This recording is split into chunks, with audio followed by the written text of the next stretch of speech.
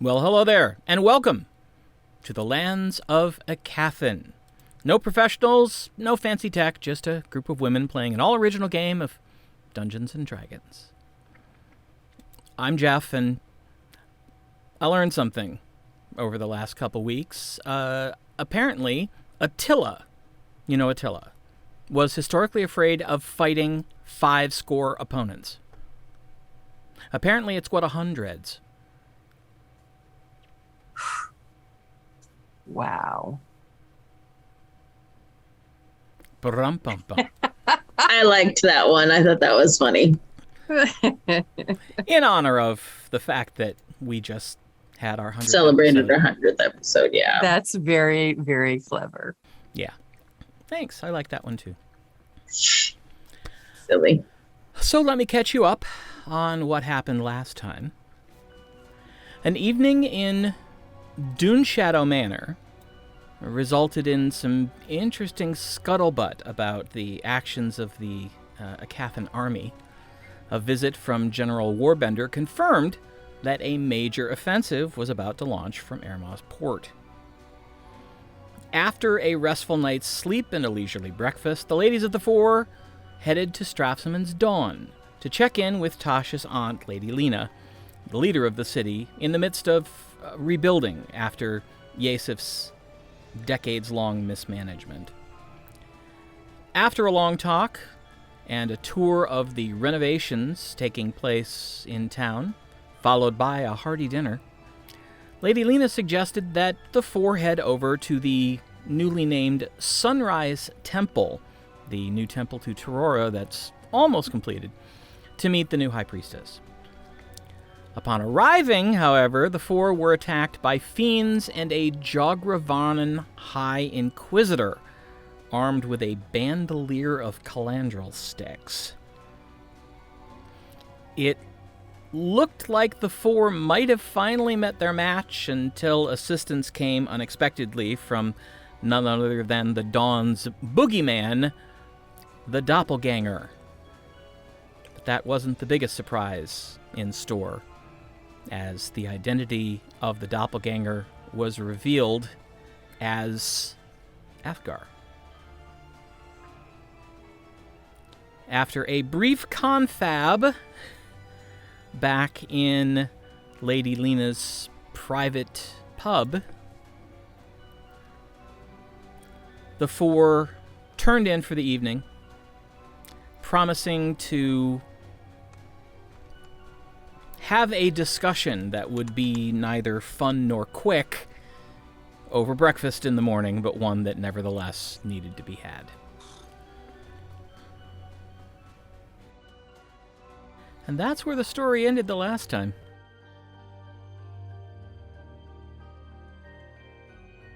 Gwenlauren. Yes.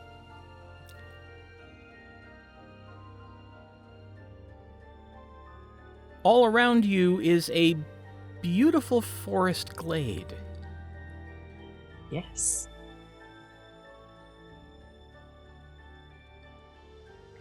But strangely enough, it doesn't feel like a forest to you. You're not sensing the same connection that you usually do with a forest. Interesting. I'll reach out with my primeval awareness.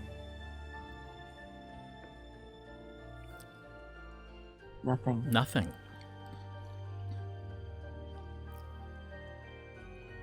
There's a popping sound. And Tasha, you find yourself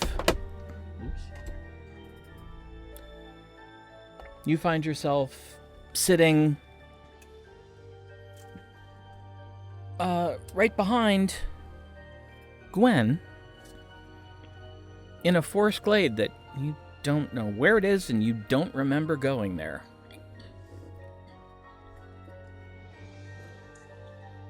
This wasn't here when I last looked. I don't think this is actually really here at all. I'm not getting any sense of it. There's another pop Zorith.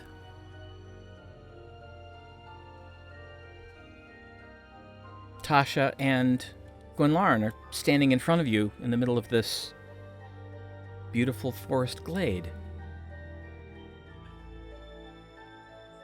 Uh-oh. Yeah, something's not right here. I don't know how we got here. I'm not sure where here is, and I don't think it's really a forest. There's another popping sound. Hmm. Arabelle. You see standing in front of you your 3 companions.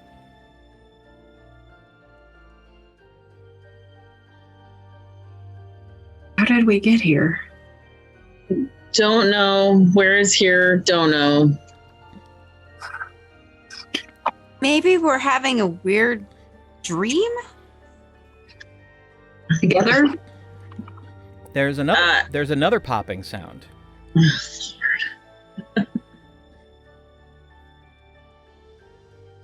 And What the hell? Well, that rules out dream.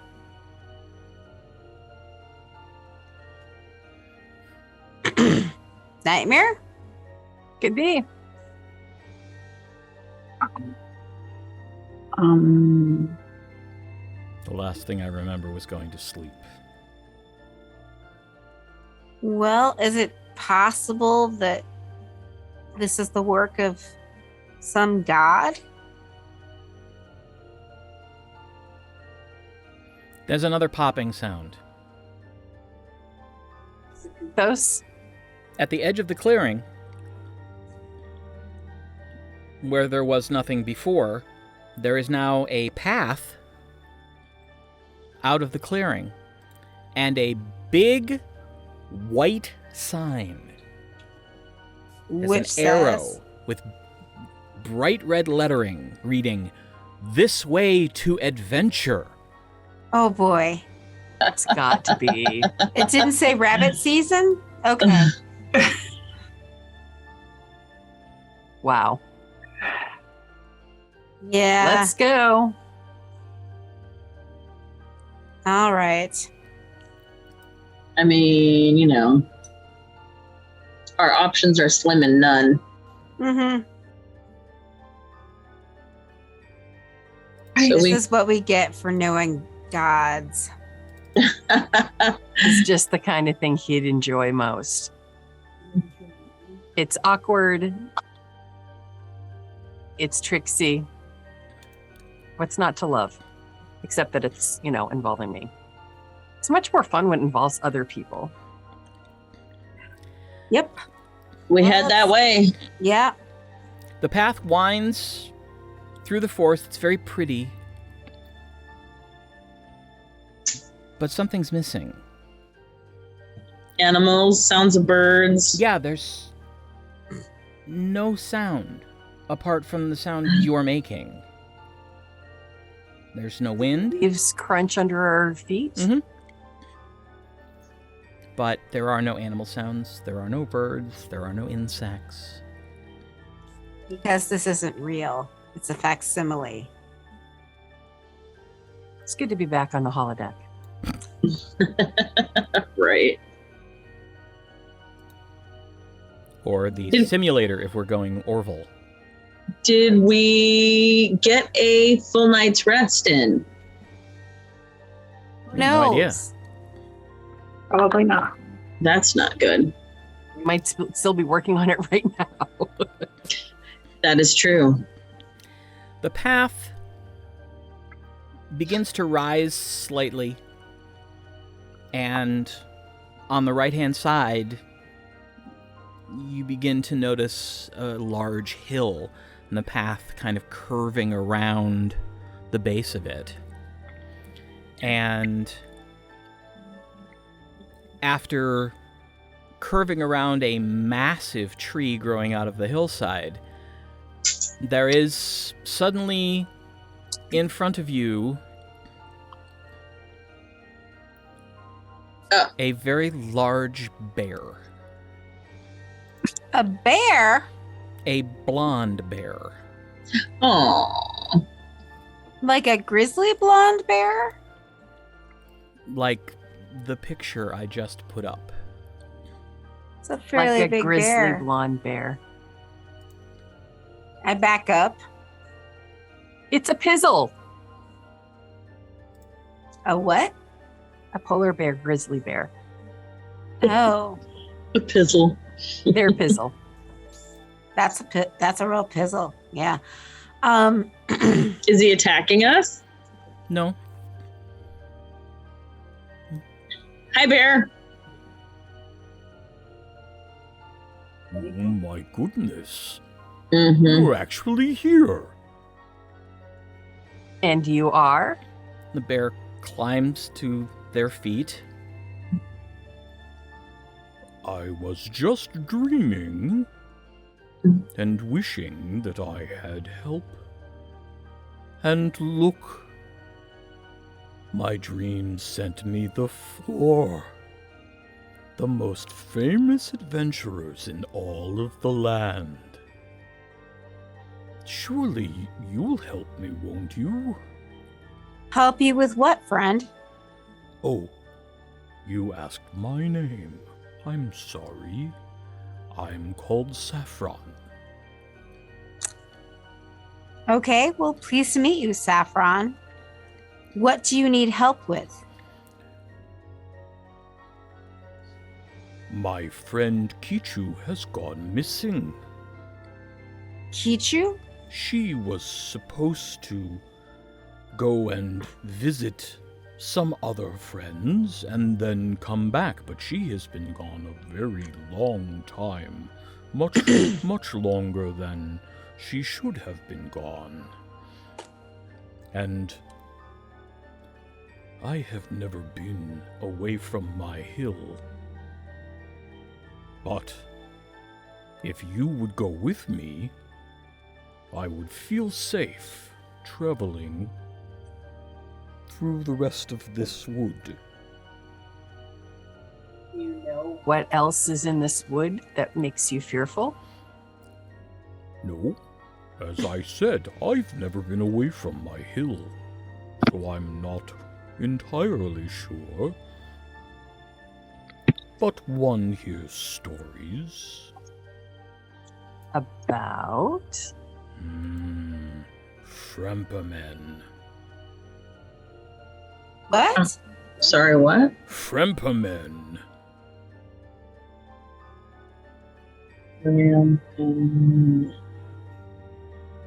Well, that is not something that I'm familiar with. Ooh, Tell us more? I do not know more. I only have heard tales of travelers being accosted by these mean creatures calling themselves Frempermen. Highwaymen, but creatures. Not sure. Bandits.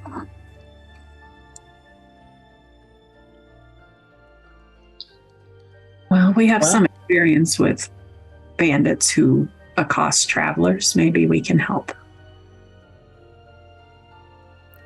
The bear Yeah? sits back on its haunches and claps its paws together. That would be lovely. Good. I'm so appreciative. How did you come to hear of us? Oh, everyone knows about you. How did you know it was us? Oh, I know what you look like. How would you know what we look like? I dreamed about you. And then you were here.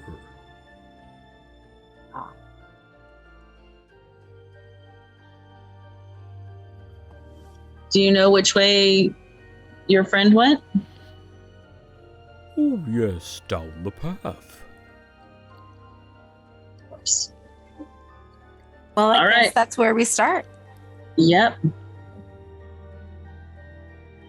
We follow the bear, I guess. Oh, no. I am too frightened to go first. I'll go. I often scout ahead. So I'll dash forward. Okay. The path ahead looks very similar to the path behind in terms of landscape. It winds through the forest. It does come down the hill again and then is relatively flat, winding through the forest. Gwen, make a perception check if you would.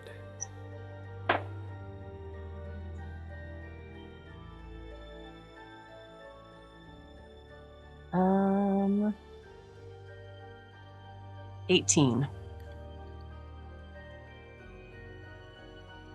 It sounds like waves lapping on a shore ahead. Interesting. And around a bend, the forest gives way to a beautiful beach at the edge of clear, deep aqua blue water. This is beautiful. There is no opposite shore visible. And the path that you've been following turns to run along the beach. I'm going to, since I'm ahead, I'm just going to walk up to the water and see if I can touch it. All right. Make a perception check. 22. It's cool, but not cold. The waves are gentle enough not to be worrisome, but strong enough to make noise.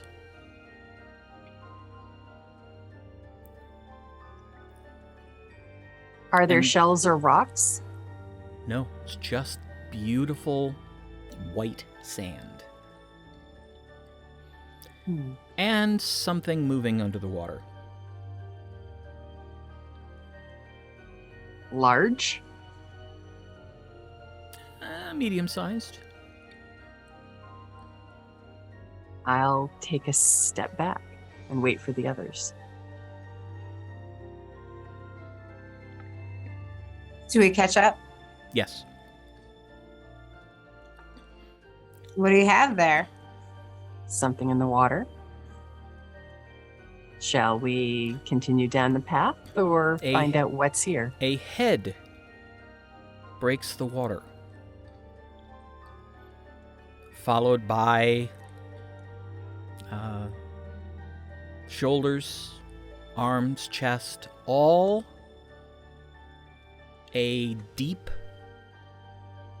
blue. Hello. Hello. Who are you? I'm Oleander. What are you, Oleander? I am a merman, of course.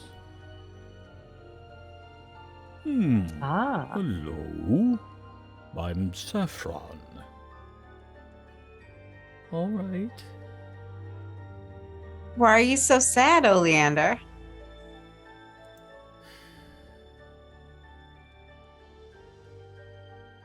I miss my friend, Who's your friend? Mollop. also a mer person?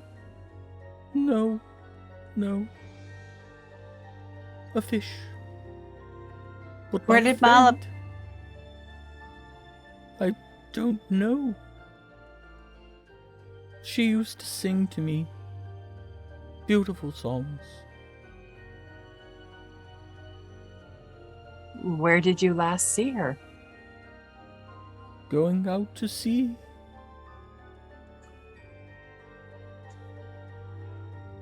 Have you tried to follow? Well, I've looked, but I don't know where She went. I don't know what direction she went. Unlike you who travel the land, there's no paths. You It's know us just then. Ocean. Well, I know you have legs. And you came walking down the path.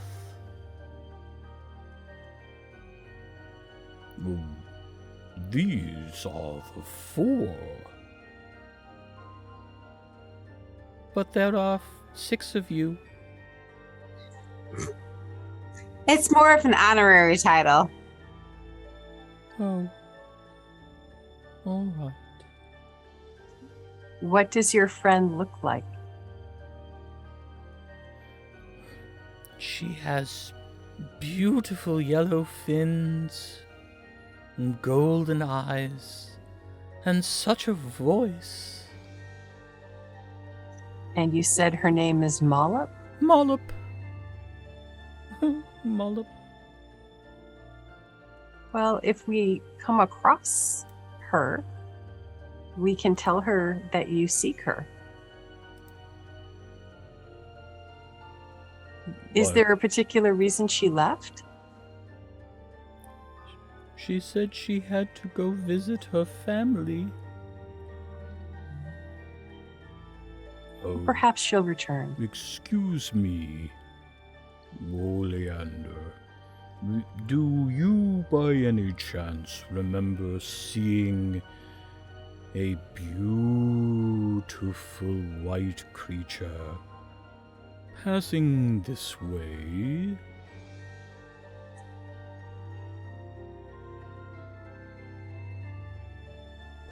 I can't think.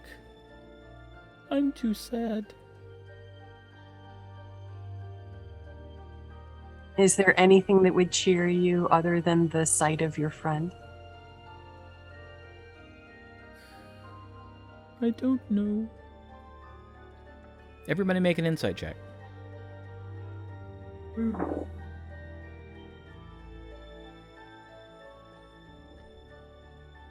17.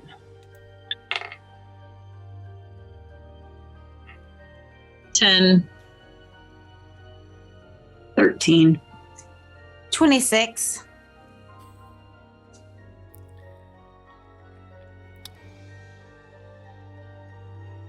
It dawns on you, Tasha, that if this fish used to sing songs to him, maybe you should try singing a song to him. Well, maybe I can cheer you up. And I take out my lute and I sing the song of the dragons.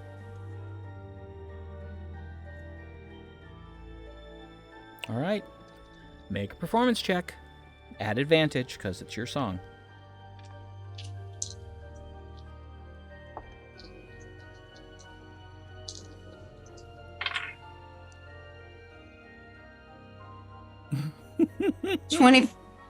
I'm laughing at the cat.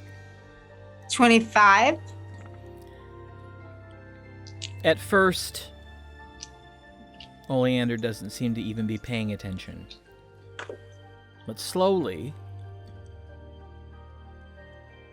he seems to start noticing and listening, and then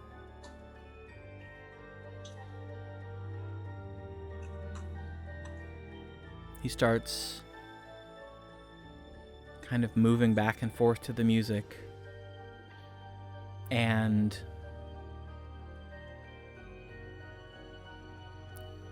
extra waves start kicking up. It seems reasonable that maybe his tail fin is moving to the music as well.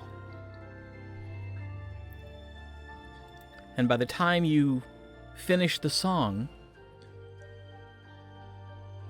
he actually looks better.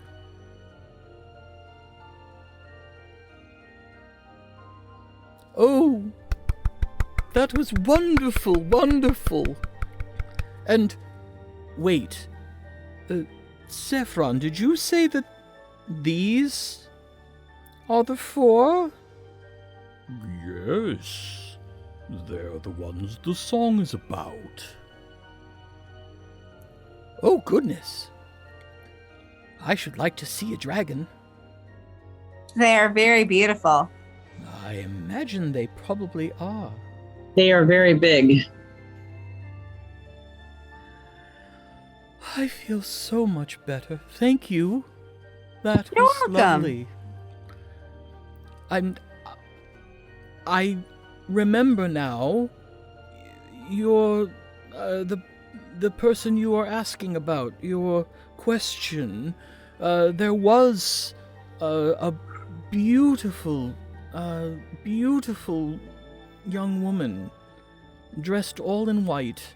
She sang for me as well. And she said she would come back and sing for me again. But she's been gone quite a while, and I got sad. But yes, she was here. She went further down the path. Oh, well, thank you, Oleander. It appears we're going the right direction. Is your friend a bear? No. She is a young woman.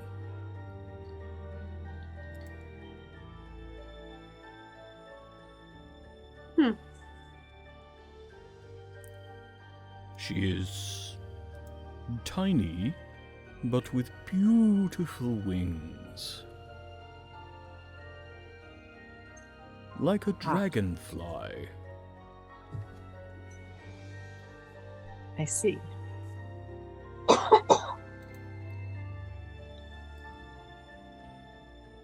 Well, we will keep going, and if we see your friend, we will try to encourage her to return to you. Well, thank you. I do appreciate that. Good luck, and if you see the young woman, please remind her that she said she would come back and sing to me again. We can do that. I'll start back out scouting ahead. Okay. The path runs along the shore for a little while, and then turns inland again. This time, going through hilly grasslands. The tops of the hills get a little bit more bare. And as you travel further into the hills, the tops of the hills start to get a little muddy as well. As you're approaching a particularly high hill, I'd like everyone to make another perception check, please. 19.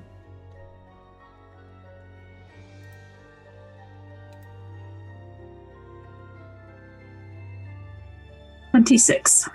28. 30-20.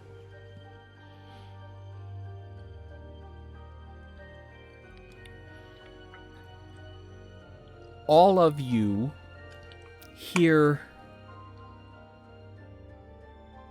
the sound of someone crying. It's the sound of great sorrow, perhaps fear as well. Goodness. It's a very high voice coming from up toward the top of the hill. Head that way. Yes, definitely.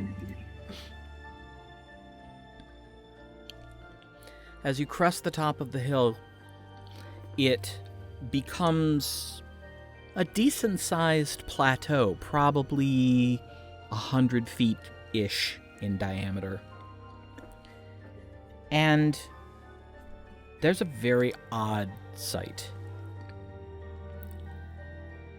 There are 10 creatures approximately 12 to 15 inches tall. They look like if a child were to make a little man out of mud.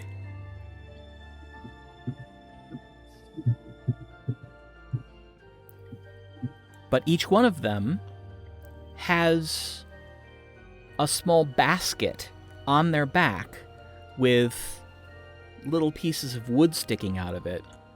They're surrounding a cage that's bigger than they are.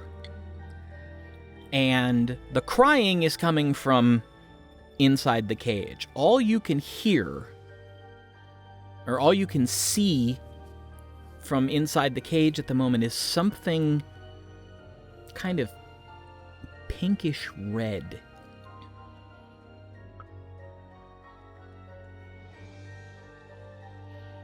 And these mudmen they've got short spears in their hands, and they're jabbing into the cage from all sides. Stop that. I was just going to say the same thing. Back away. No touching. They all spin around. Who are you? Person who's going to stop you from doing that. Go away. This is our hill. Not anymore. Nope, still ours. What's in the cage? I take out my sword. None of your business. It's ours. We're making. To the Frempermen. Oh. You're the Frempermen. We've been looking for you. Saffron immediately goes, Oh, they're more horrible than I thought they'd be. Kind of cowers.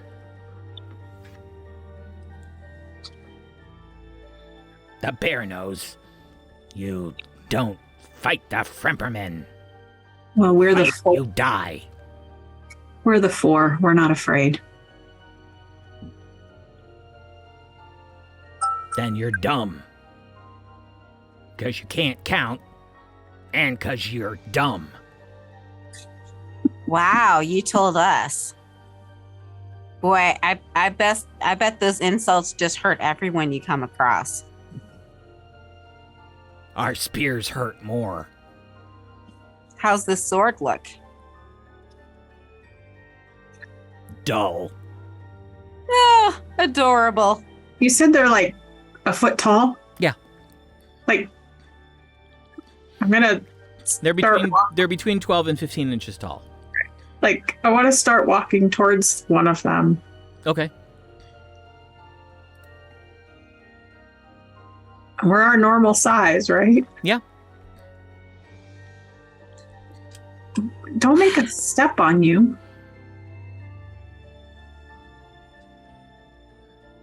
Frempermen! Fire! I cast Eldritch Blast. Wait. Everyone needs to roll initiative. All right. And then we'll wait and see what Gwen does first. True. Too true. 27. 16. 9. I only get +1. 7. What's sad is I have advantage on initiative. It's still only that low.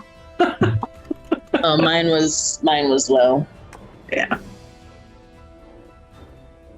I rolled a 3 plus 4.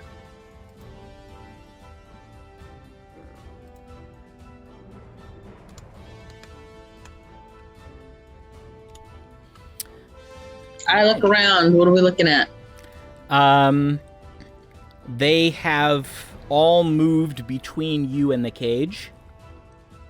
Gwen, to no one's surprise, you're up first. I am going to cast Ray of Sickness. Okay.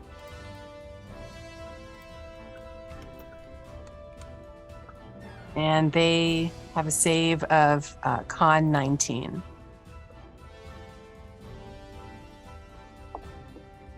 Oh, so close. Nope. Okay. They got an 18. Very close. They didn't make it. No. So do I have to roll the hit, is that right? I don't know, let me look. Usually if there's a save, you don't. Okay. Let's see what it says. Oh no, okay. Yep, you do have to make a ranged spell attack. Okay. So I add the plus 11, right? Mm-hmm. So that's a 23. Okay. The ray lances out, strikes one of them center mass.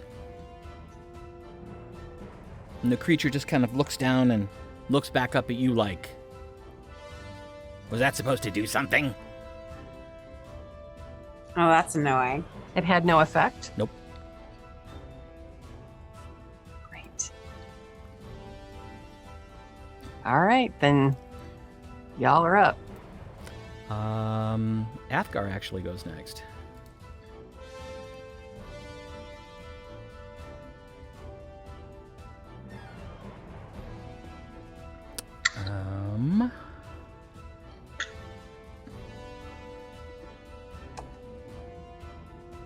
Ooh.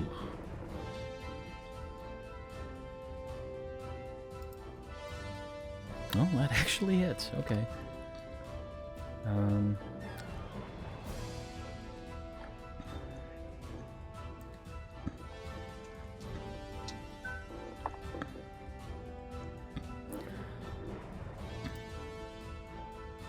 You hear a discordant tune being hummed, and a spell you are able to recognize as Eldritch Blast. Strikes out, hits one of the creatures, and blows off a little bit of mud. And it cries out, more in frustration than pain, but it seemed to have some effect.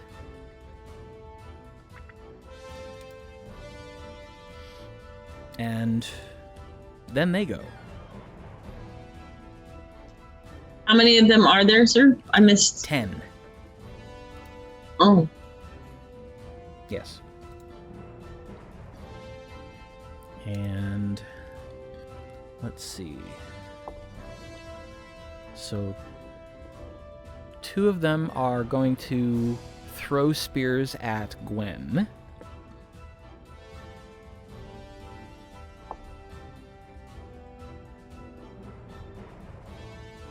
Both hit.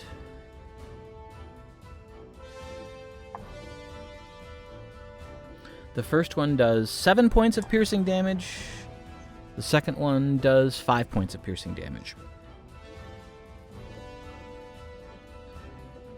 Then 2 of them shoot at Athgarr.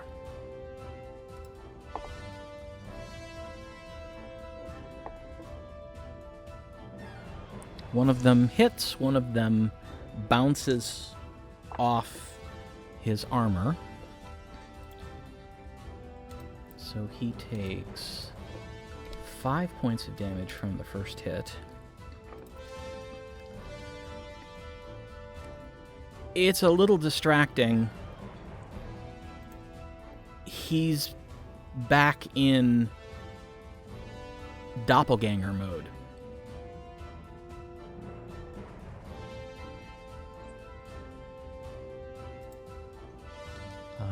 The next one attacks Arabelle.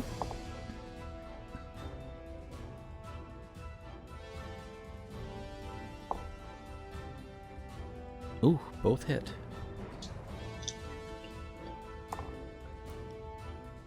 For a whopping 4 points of damage the first one, and 5 points of damage the second one.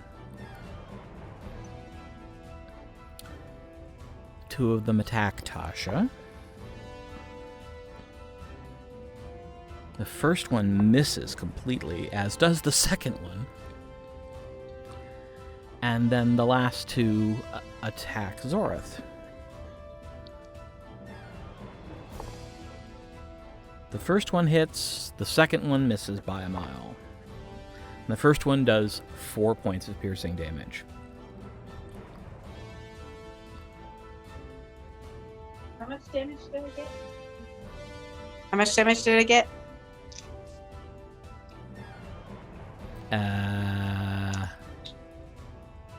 4 points?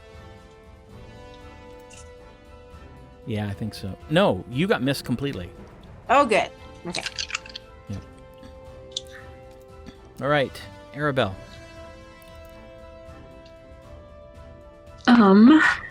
This will be fun because no one has seen Arabelle do this. How are they arranged? They're in a line. Okay.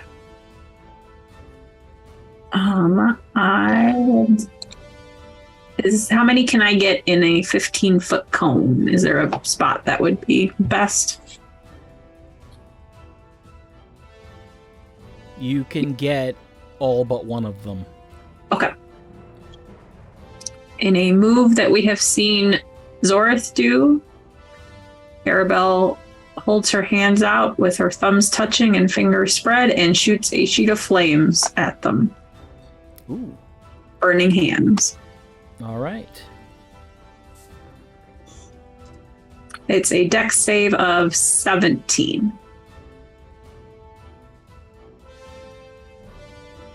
And I will roll damage.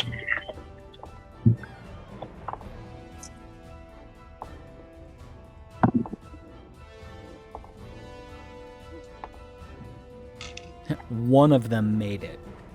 Okay. So it is 12 points of damage for the failed and 6 for the one that made it. Okay.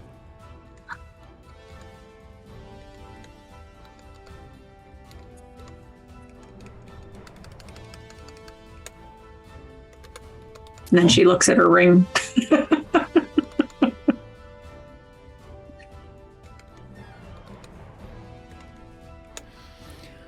Okay. Did they seem to feel that one? Yes. The parts of their bodies that got hit look like they hardened. Interesting. Fake mud, it turns into ceramic, right? It depends on the mud, but it gets very dry and very brittle. Tasha. Okay. I try Eldritch Blast. Okay. Ooh.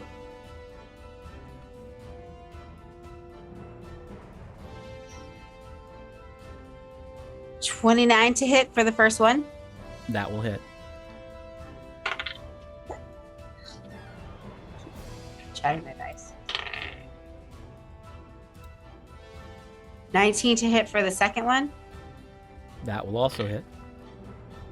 And 27 to hit. That will also hit.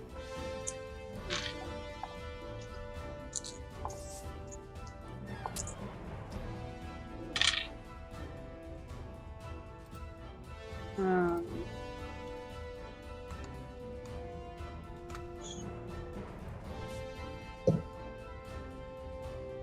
10, 10, and 4. So 24 points of damage. All right.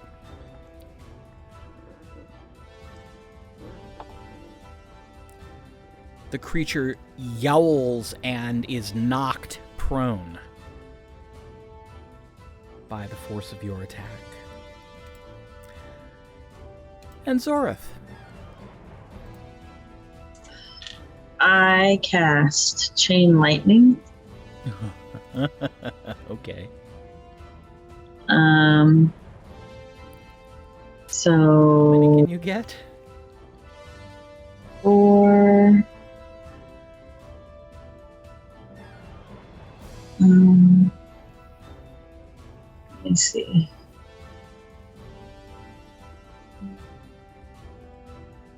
Yeah, just 4 right now. That's all I can get.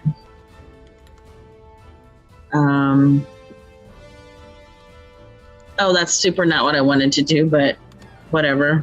Well, you haven't actually rolled any dice yet, so you can still change it.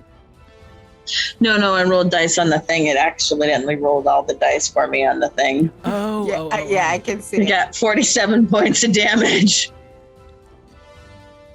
I did not mean to do that. I was trying to do the thing, and I rolled on the 10d8 instead, and it just rolled 10d8. So, Yeah. So 47 points of damage is a dex saving throw of 19. The saving throw has gone up as well. All right. It strikes the first one and leaps to 3 others, and they all just laugh. Okay. That's weird. What did Gwen hit him with the first time? Ray of sickness. Yeah.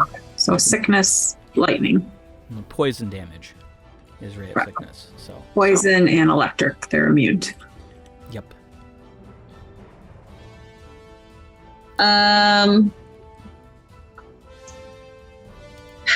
So how that works is I can't do action because that was my action, because when I do 2 things, I have to do the first thing first. No. And then, No, you don't. oh. You can quicken, do a second spell. Oh, I wasn't going to do a spell. I was going to crossbow. Oh, yeah. Well, that you can't do. I guess I can always check Staff of Frost. Nope, can't do that either because you didn't say you quickened the first spell. Yeah. So, Oh, your action. okay, got it. You can quicken and cast another spell.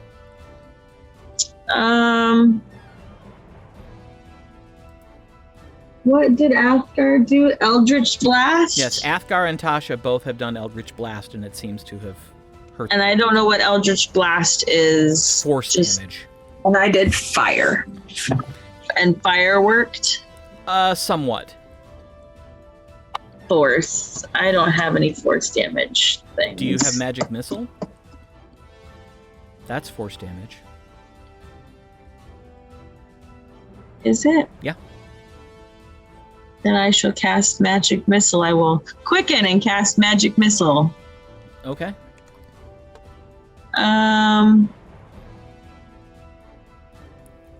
What level do you wish to cast it at? Shoot. Because that will determine how many d4 you roll. Right. Magic Missile. I will cast it at 3rd level. Okay. That's what, 4? Normally it's 1st level, so I would say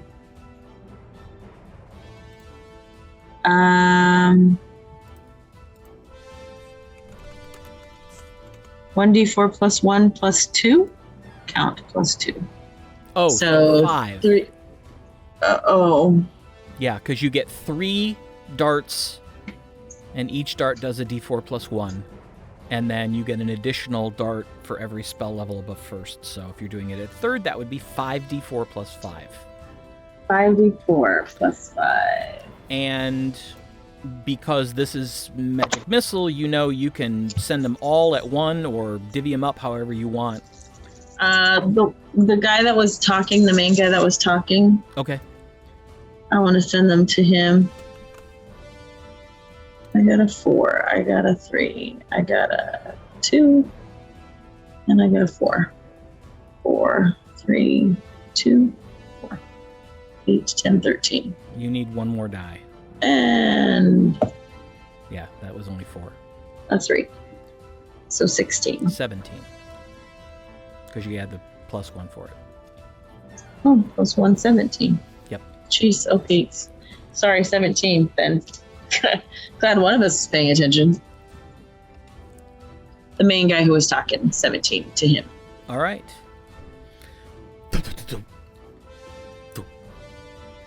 The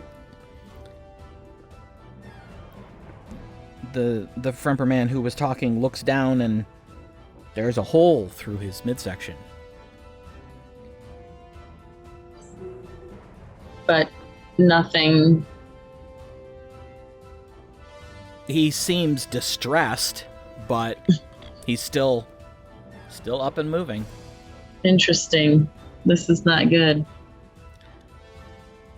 All right, round 2. Gwen Lauren.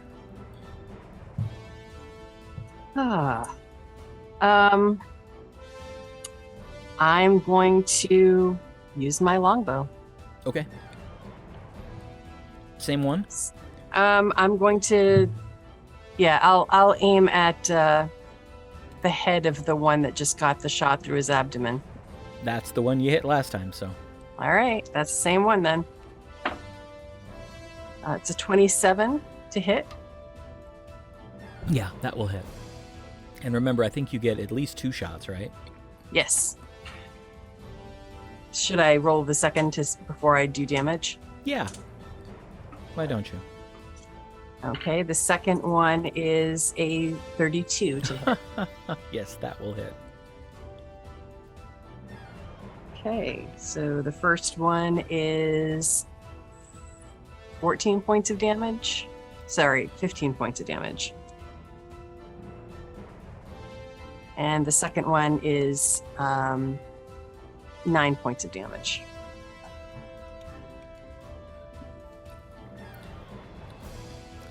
The first shot basically cleaves off a leg, and as it's beginning to sort of topple sideways, the second shot takes its head off. Oh. And it loses cohesion and just becomes a puddle of mud. Interesting. Another one of them goes, "They've killed Fremper!" And all of them start going, "Ha! Ha! Ha!" Wow. Arabelle. I think Tasha goes before me. Nope, I got the order wrong last round. No, I went before her last time, but I go at 9, and I think she goes at like 16. Why did I have you as 26? And I think Athgarr goes after Gwen. Yes. Because Pam was ahead of me. She was at 9 and I was at 7. Ah.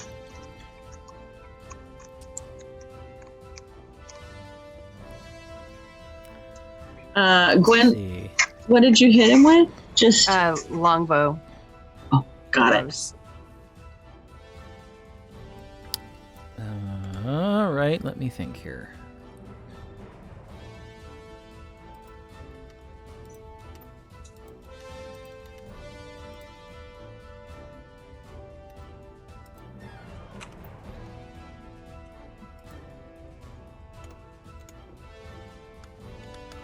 All right.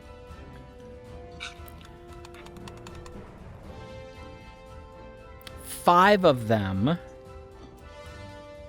rush forward and surround Gwen.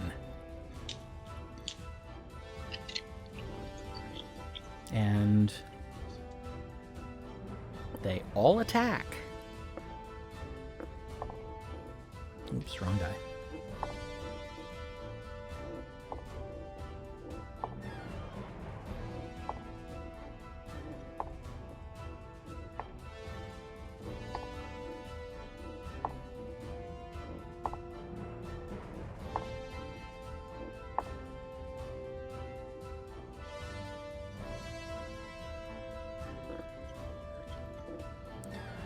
All right.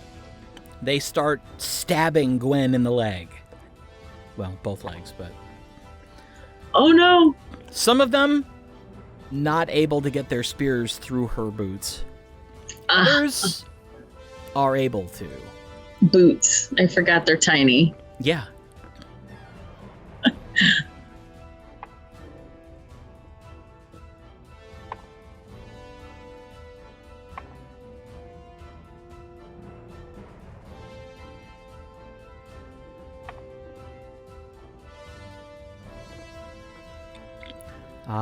For a total of 28 points of damage.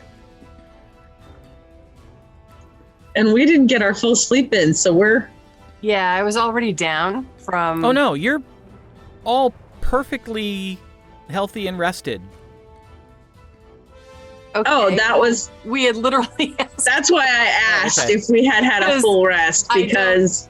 Well, yeah, that's why I'm using... Here's the thing. You don't know. But here, right now, you feel fine. Except for the hit points that we took. Right. Okay. So... I don't know even how to calculate that now. But, does that also mean we have all of our spell slots and everything? Uh-huh. That's helpful. This would have been good to know. That's why I asked. All right. Yeah. The Ask you. other four are still throwing their spears. Jeez. They bounce off Athgar's armor. One of them bounces off Tasha's armor. The other one sinks in for 7 points of damage. 7 points for me? Yep. One of them falls flat on its face.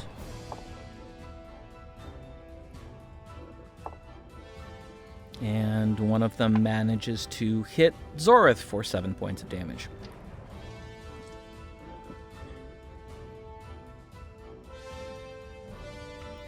All right. Let's see. Athgar's turn.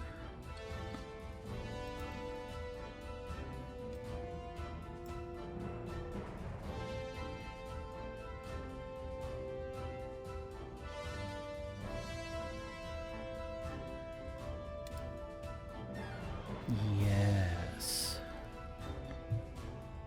Let's try that. Okay.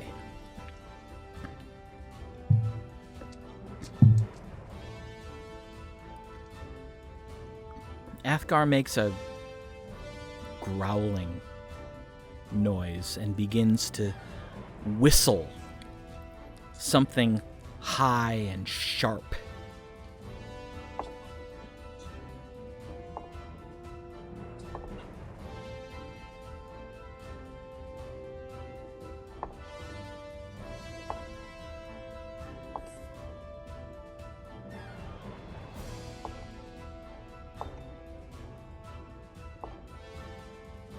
Wow. Only 2 of them made the save. And we're gonna try something here that I just learned how to do.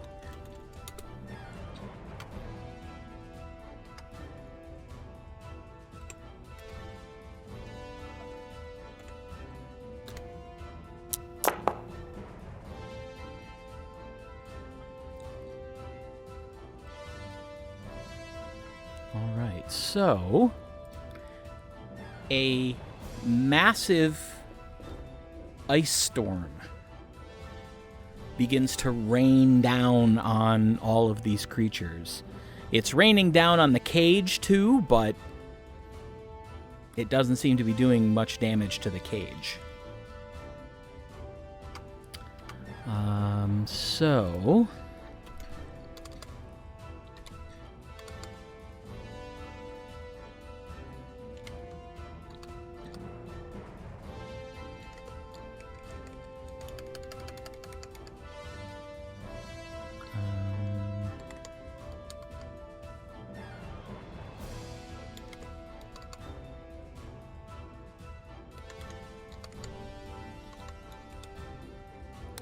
then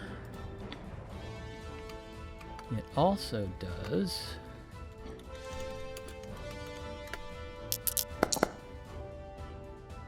Ugh, what a crappy roll.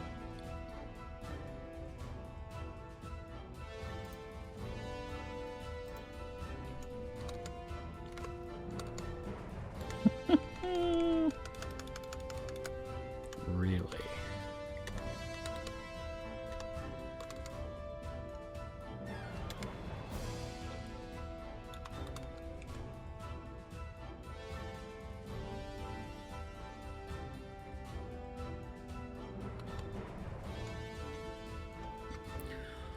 All right, well,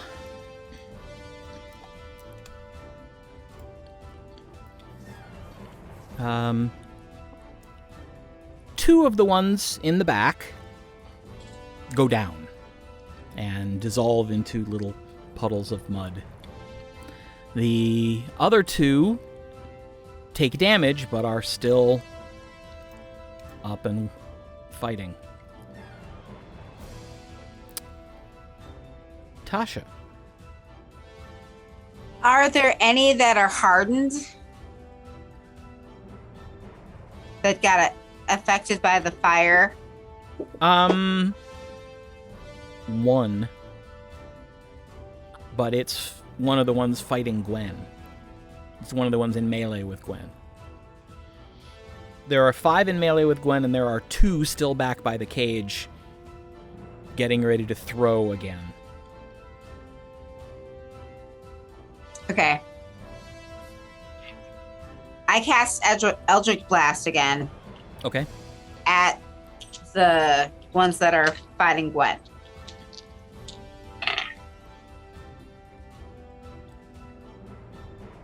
So 22, 23, and 29. All 3 will hit.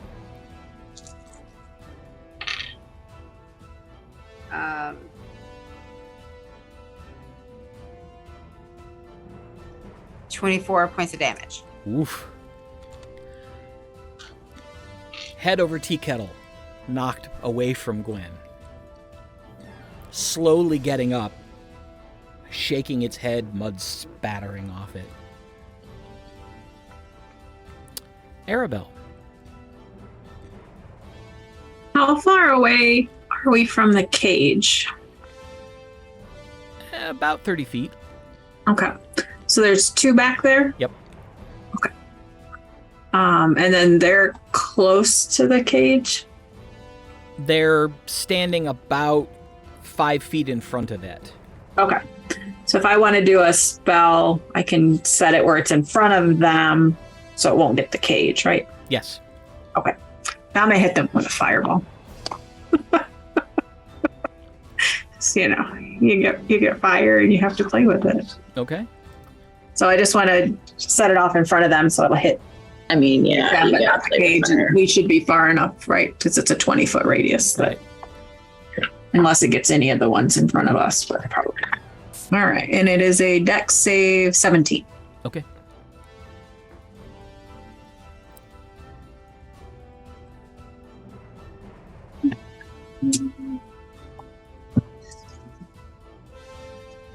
I just want to roll a lot of dice.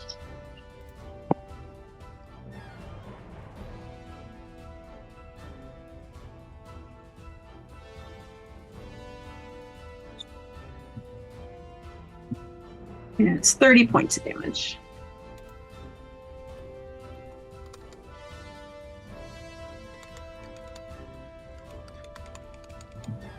All right.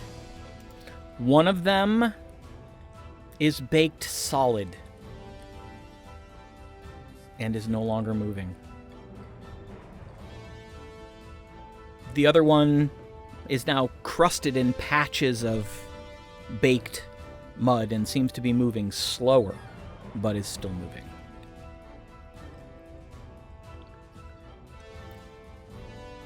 Zorith. Watching what I just watched, what was more effective, fire or Eldritch Blast? Eldritch Blast. Okay, I have Eldritch Blast. I did not know that. I cast Eldritch Blast. Yeah, I cast Eldritch Blast. Roll the hit. 16 plus 13 is 29 to hit.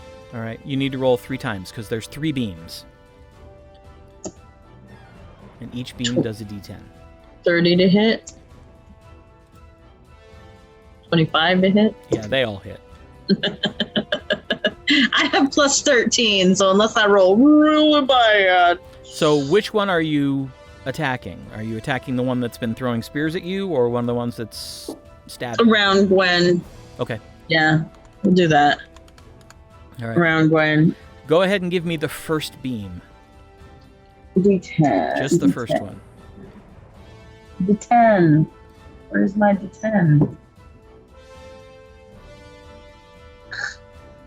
How do I not have a D10? That's it.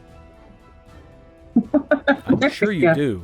I have a bunch, but I couldn't find it. I got double zeros, which is Okay. on the that one.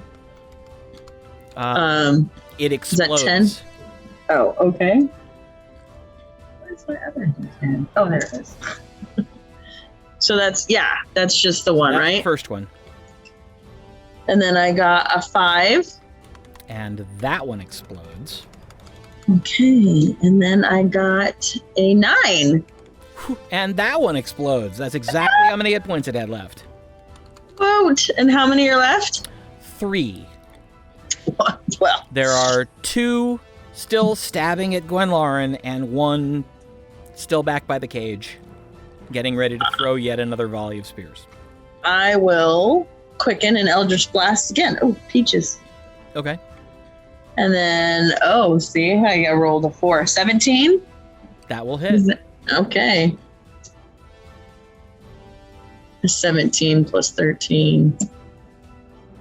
And 16 plus 13, so. Yeah.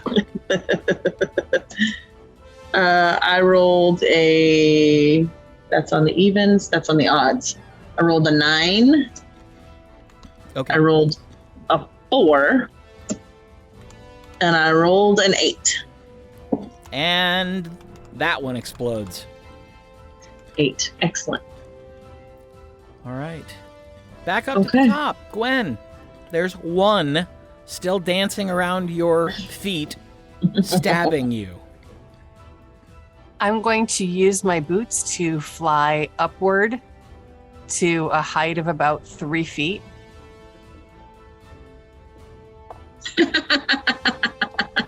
You're going to squish somebody. It does get an attack of opportunity, That's fine. but it missed. And I will use my longbow Okay. from that height and fire straight down. All right. And you know what? Just for shiggles, I'm going to conjure barrage. Okay. Why not? So, let's see. Now that I know that I can cast that spell. So it gets a dex save of 19. Oh, not a chance. Okay. It got a 6. 7. So that's 19 points of damage. Yeah. The arrows are still sinking into it as it puddles.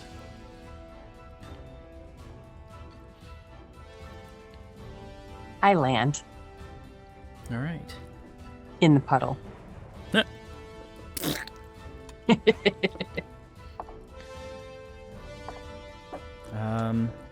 There's 1 left.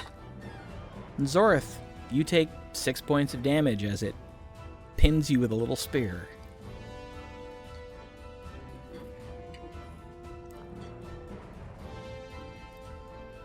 All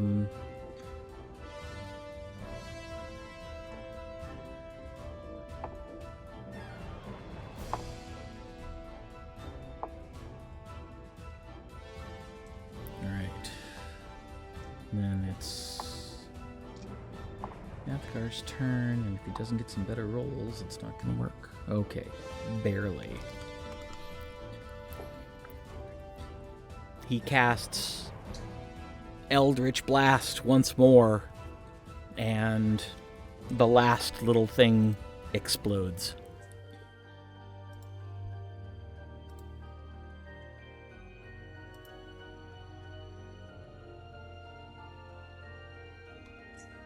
Well, let's go see what's in the cage.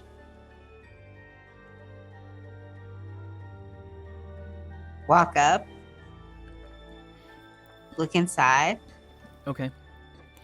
The cage is about maybe 4 feet each dimension. And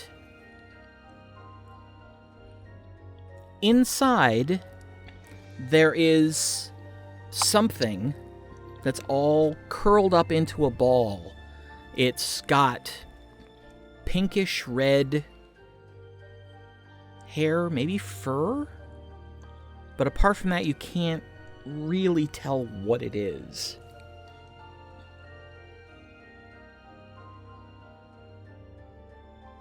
Hello, are you okay?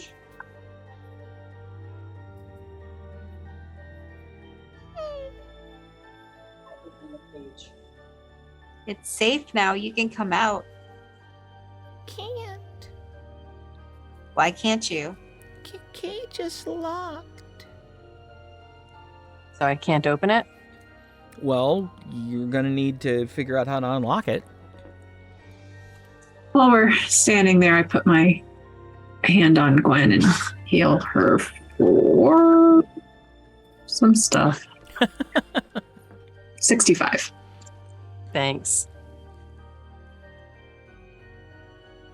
It would have been really humiliating to be taken down by the little guys. The little Arabelle? mud men. Does it work? Make a religion check. Okay.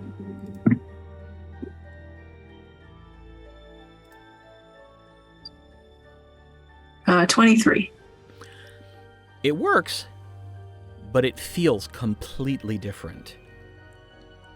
Like the energy's not what you're used to. For lack of a better analogy, it tastes completely different from what you normally expect. Like it's not Torora. Yeah. I don't say anything. I just kind of look a little off. I try sleight of hand to see if I can open the cage. Okay.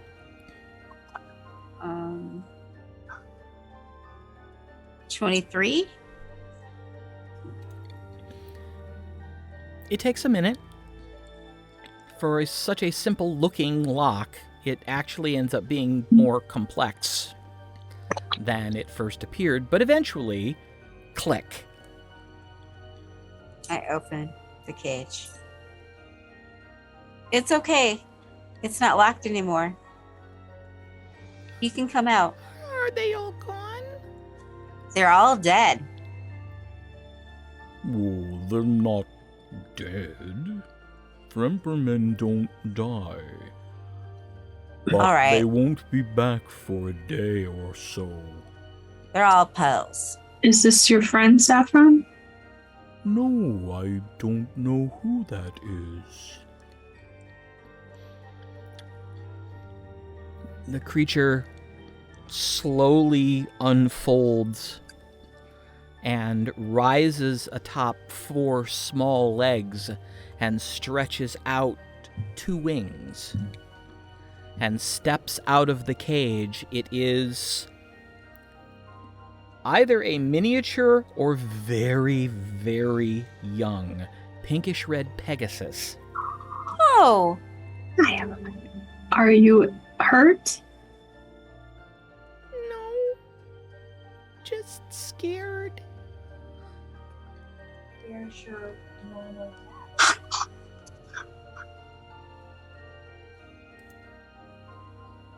I don't know. I got captured. Did they take you far? I don't know. Well, you're safe with us. We won't harm you. You can come with us until we find your family. If only I could have flown away. Are you not able to fly yet? I haven't learned how. What is your name? Cranberry. Okay, Cranberry, why don't you come with us and we'll protect you and we'll try to find your parents.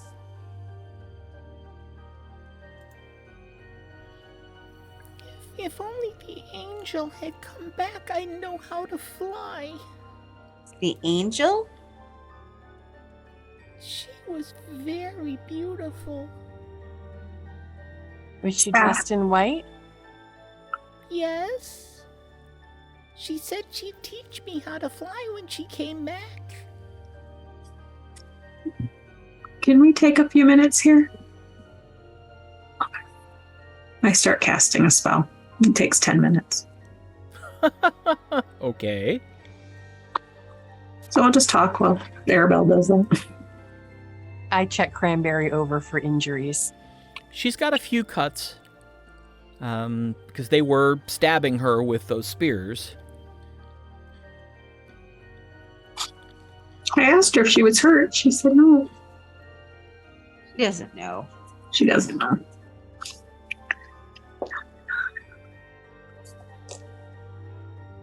So I wait until Arabelle's done. When she's done, I'll tell her of the injuries I discovered. And I summon my steed.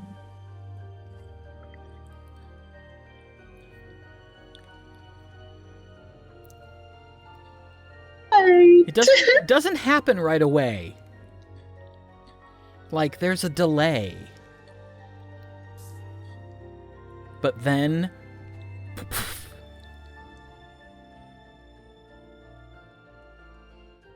Hi, Starbolt. Hello. We're in a strange place. So I can see. I look at the baby Pegasus. This is my friend Starbolt. Hello, Starbolt. Maybe he can help teach you to fly. She doesn't know how to fly. Mm-mm. Where are her parents? She was taken from them. We're going to try and find them.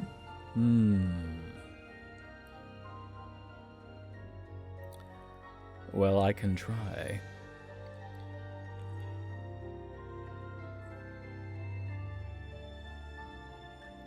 And I'll heal her. I'll cast Cure Wounds at 3rd level. I don't know. Does she look really hurt? No. Oh, okay. I'll do 2nd level. 2d8. I got 10. That's me. That's me. That's way better than my 2. You said 10 plus 7, 17 points. Okay. It appears to be more than enough. All the visible wounds on her body close, the tears in her wings mend. Well, even if you can't teach her to fly, she might feel better having someone like her along. At least maybe we'll be more trustworthy. He leans down to sort of place his muzzle against hers.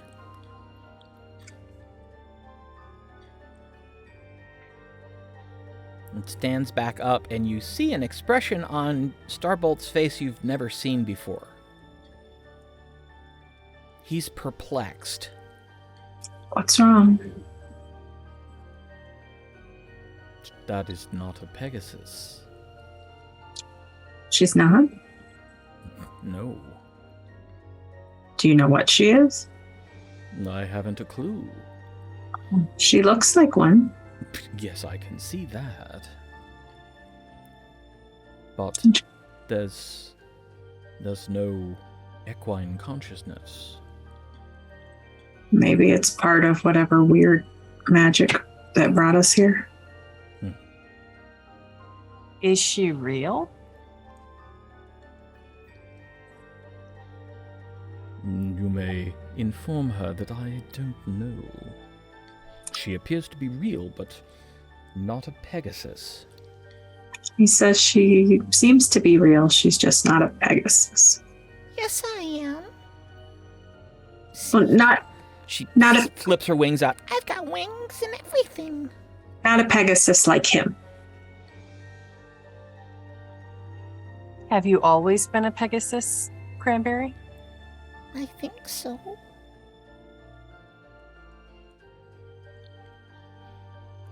I don't remember ever being not a Pegasus. What about your mom and dad? Are they? Yes.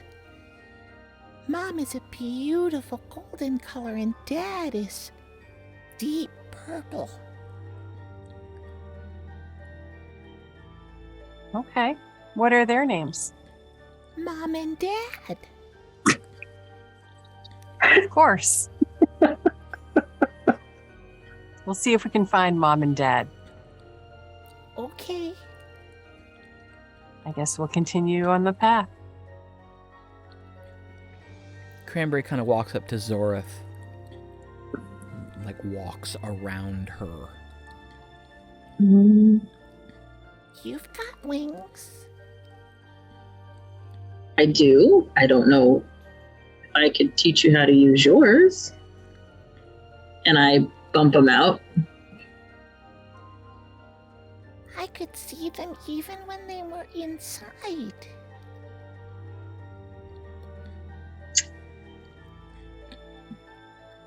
Historically speaking, would I know what that means? She's basically saying that she could see them before you. No, I know, but I'm saying, like, would I know? No, nobody else does, right? No one's ever told you that before. Well, I bump them out, and I slowly try to show her how they work. Slowly. And then just do a couple buffets, and then do them slow again so she can see how the wings go slowly and then a little faster, and then see if that helps. Make a performance check. Oh, performance check. Sir. Ooh, I got a natural 19 Nice. plus performance 4, 23. Within a fairly short amount of time, Cranberry is actually able to get off the ground. Oh my goodness gracious. She's clumsy. It's I mean, not elegant in any way, shape, or form. Look who's teaching her. But she's actually able to get off the ground and fly for several feet before she comes back down. Hey, good job. Thank you. This is gonna make finding Mom and Dad so much easier. Well, we'll try to help you Okay. if we can, right? That's what we discussed. We're going to try. It's okay for me to go with you? Well, of we're... course it is. Don't you know who they are? No. They're famous adventurers. Oh, wow. You'll be safe. If you like, you can ride on my back. Really? It looks soft. I hope it will be for you. And she backs up a few steps and runs forward and just flaps like crazy and gets off the ground enough to get up onto Saffron's back. She almost goes too far and falls off the other side, but she catches herself. And she just kind of settles down and puts her wings out and down to sort of like balance her.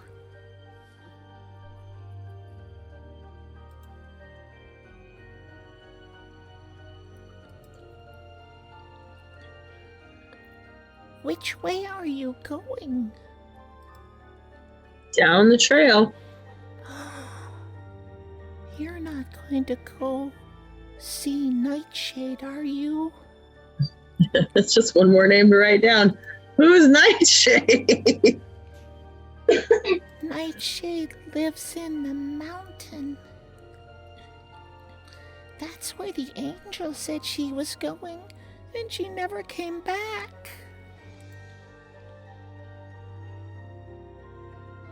I don't know anything about someone named Nightshade. He's a dragon. But sometimes you can't really see him, especially if he's near clouds or fog.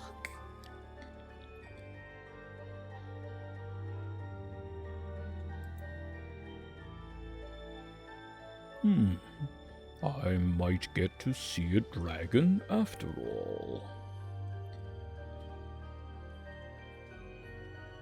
That's interesting. Have we heard anything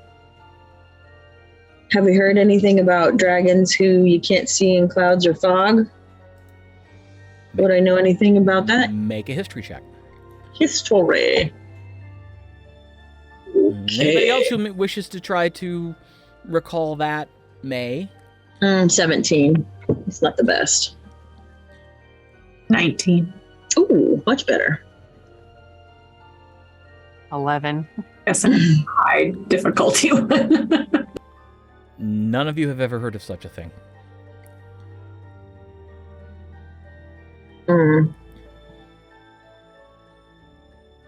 Okay. Even the bard is coming up blank. Okay. Both of them.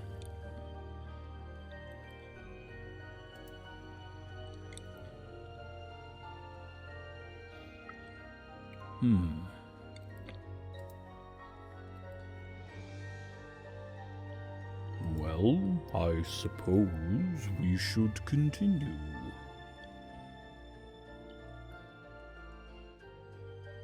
Indeed. Yeah. We're gonna keep going.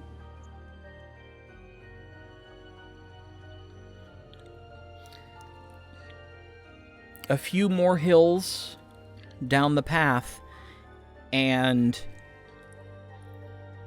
the ground becomes less dirt and more rock, and coming over one last hill, there is a long rising path in the dirt, and barely visible through clinging mist is this massive black mountain peak.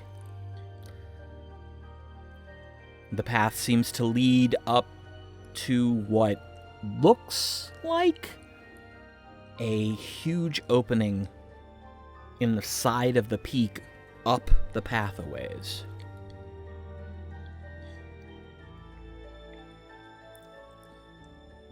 The temperature's getting a little cooler as well. It's the first temperature variation that's been experienced.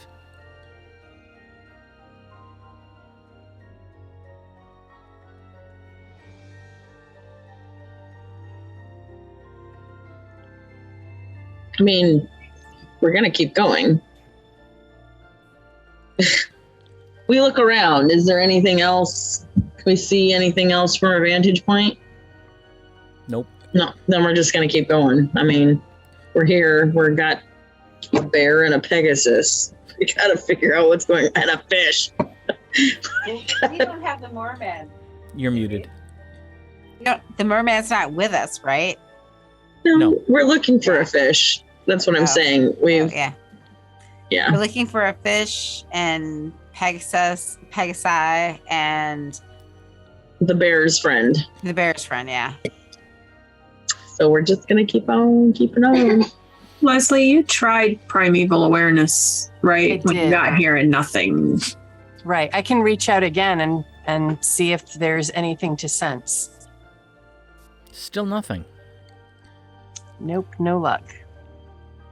So she's not sensing anything. No. Then it doesn't work then, because she would at least sense Starbolt because he's celestial creature, right? So. Oh, do you detect celestials? Mhm. Oh, well, so. then you would detect Starbolt, Okay. but you're not getting the sense of anything else. Okay. Yeah, celestials, elementals, fae, fiends, undead. Dragon. Not Must- sensing a dragon.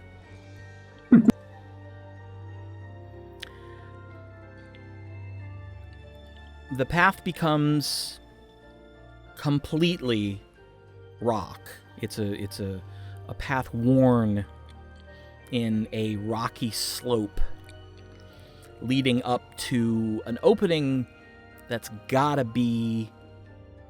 It's roughly egg-shaped, probably 45 feet on the long end and 25 feet wide, leading inside this massive black mountain.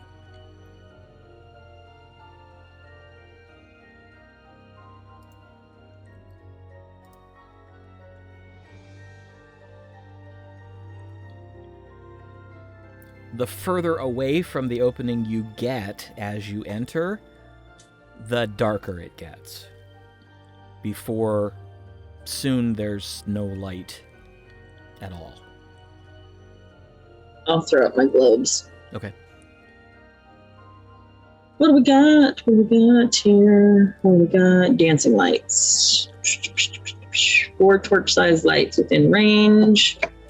Glowing orbs.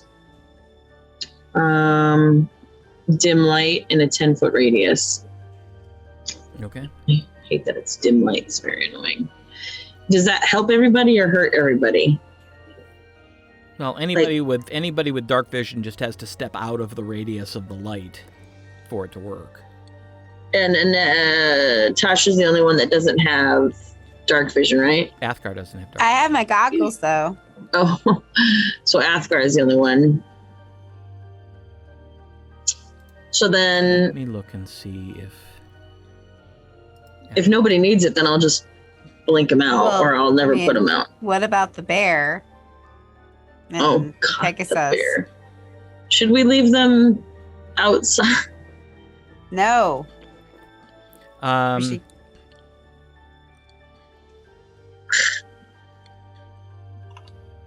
I can cast dark vision. Okay.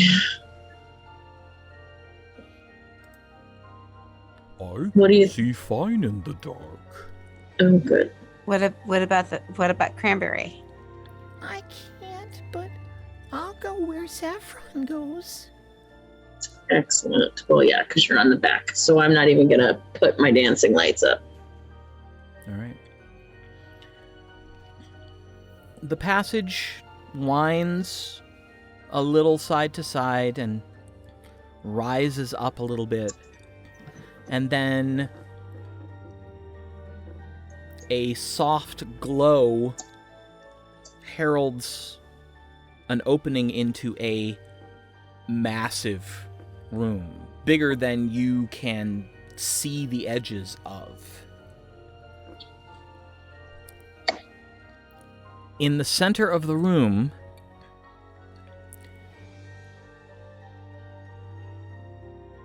there sits a dragon's horde. Except it looks like it's the ghost of a dragon's horde. It's translucent. Did you say dragon's horde? Yes, Or, a Okay. dragon's horde. and it's translucent. It's ghostly, translucent. Okay. Sitting or hovering or resting or whatever it does on top of this ghostly pile of treasure is at first what appears to be a dragon-shaped cloud, like a dark cloud.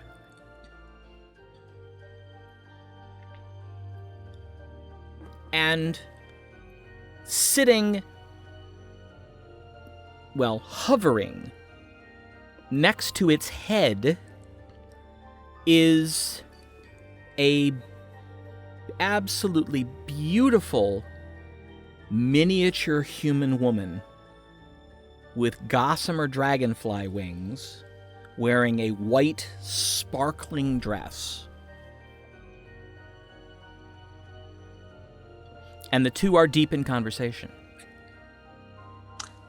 Saffron, is that your friend? That's Kichu. What is she doing here?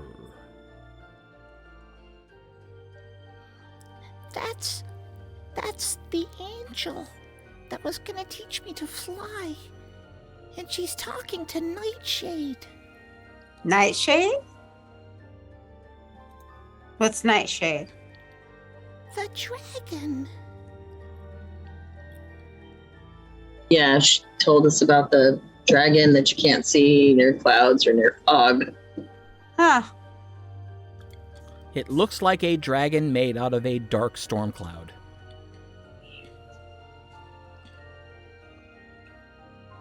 I haven't had enough hallucinogenics for this one.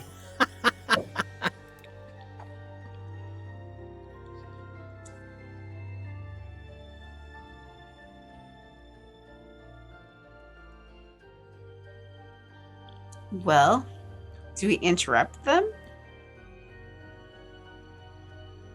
You can just say hello. Excuse me. How are you this massive smoke dragon head pulls back and turns to look, and there are two motes of what appear to be crackling electricity. I put my hands up, just like, non-threatening.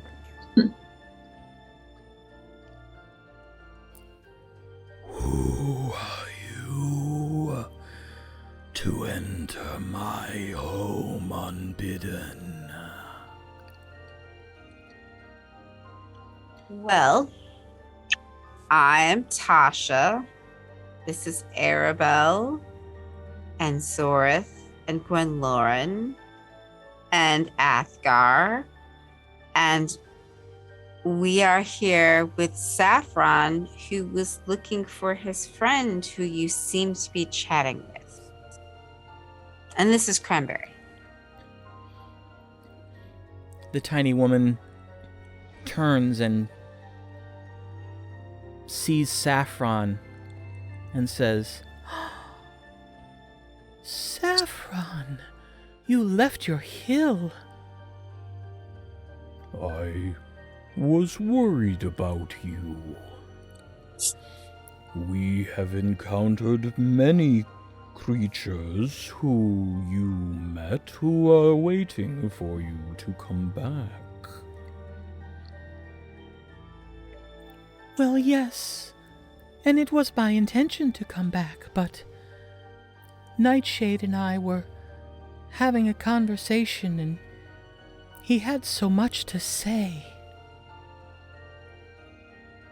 I was not aware. I was monopolizing your time, Kichu. You should have said something.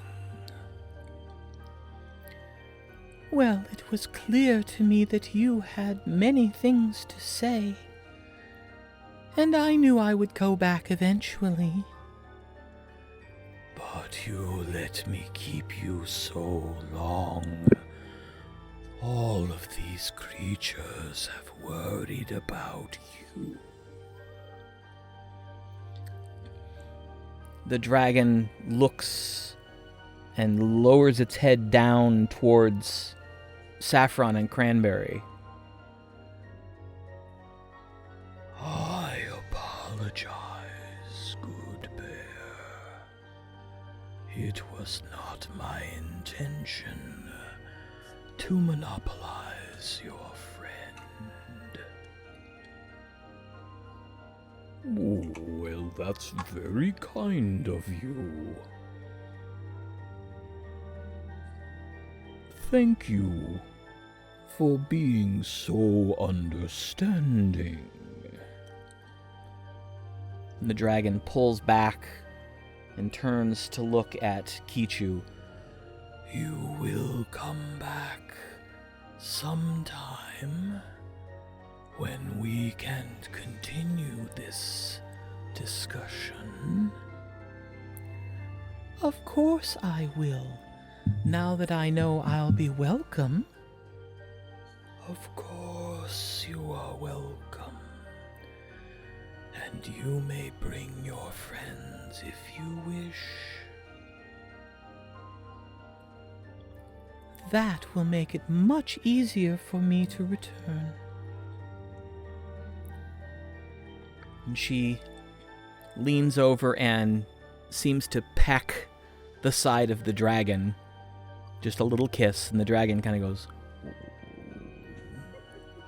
She floats down and immediately just wraps her little arms around Saffron's neck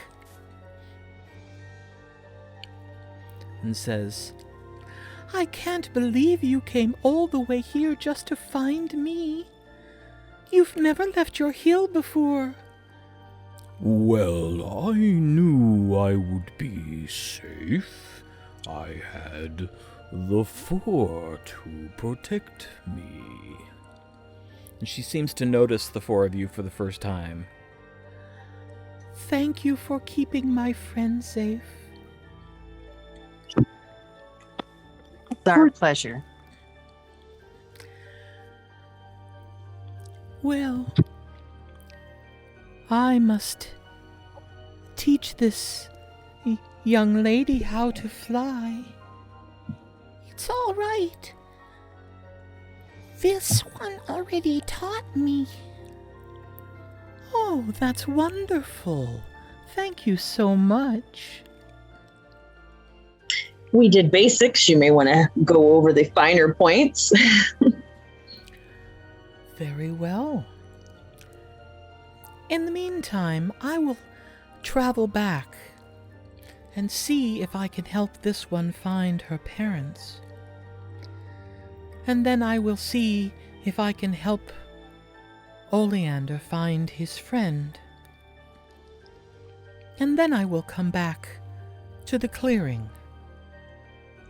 near the hill, and I will tell you stories of all of my travels. That sounds wonderful. Can you tell us what this place is?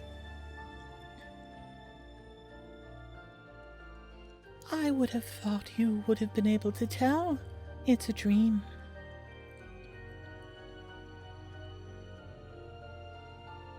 Why can't we wake up?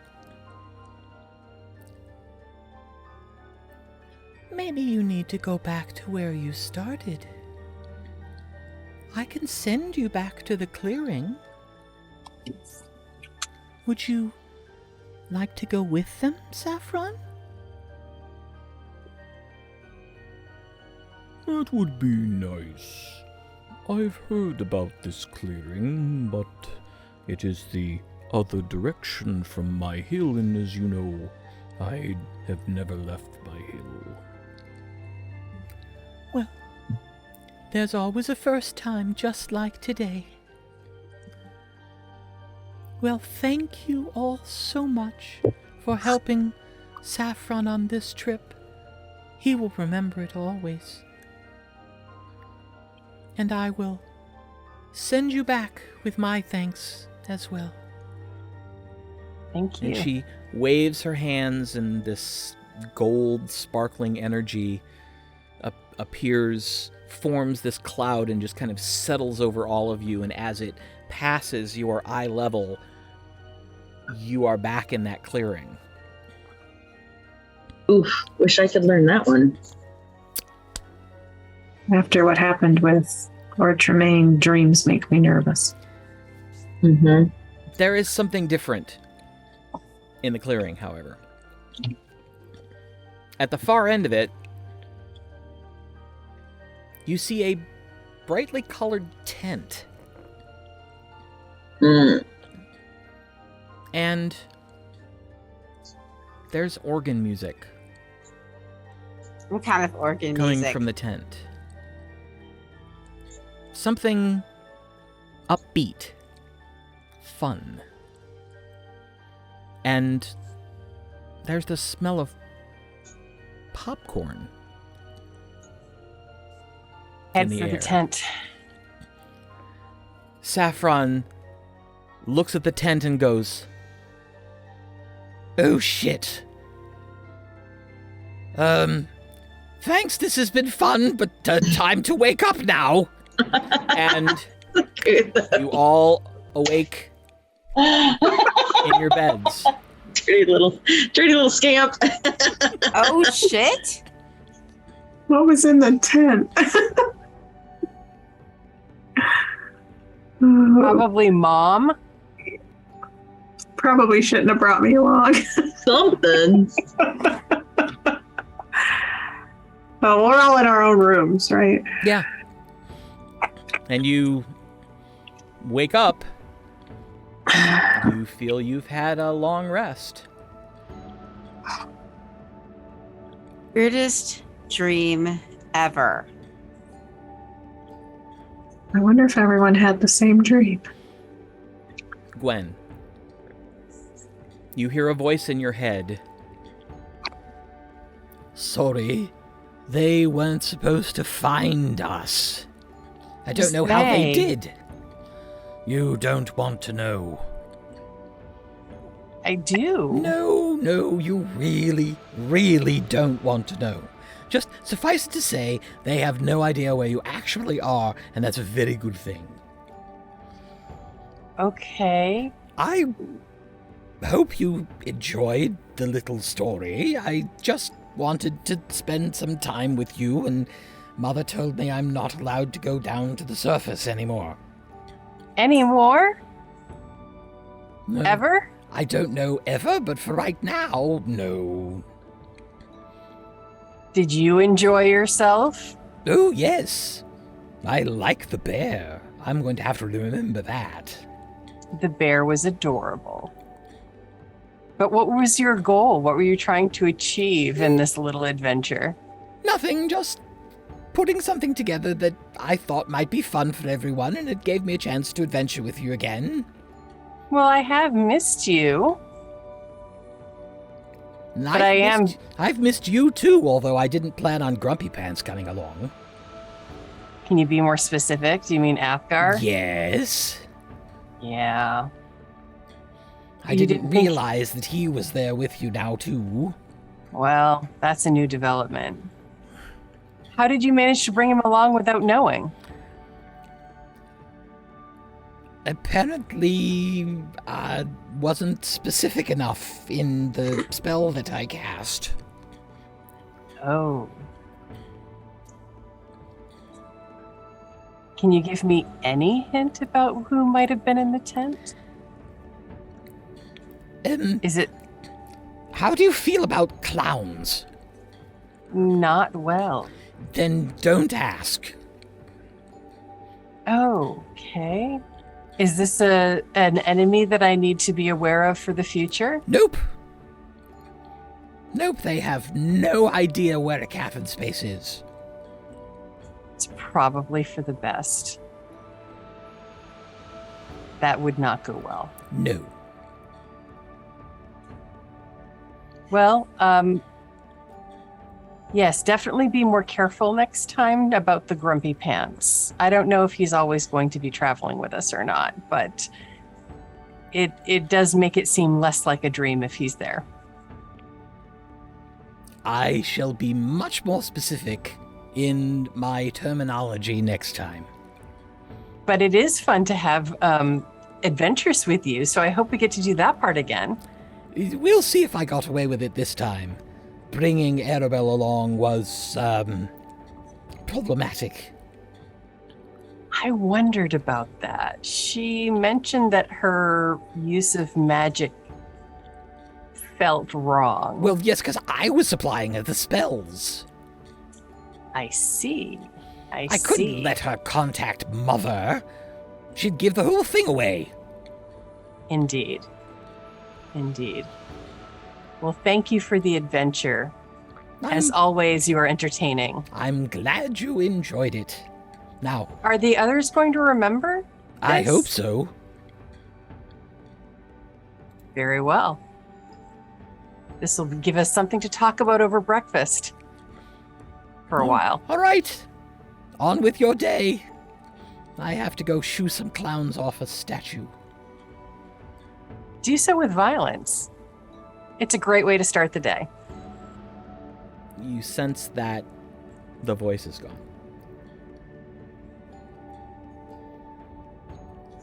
And as the waking world reasserts itself once more, that's where we're going to take our break. So we'll see Brilliant. what the actual morning brings after the break. So be sure to come back in 15, and we'll see you then.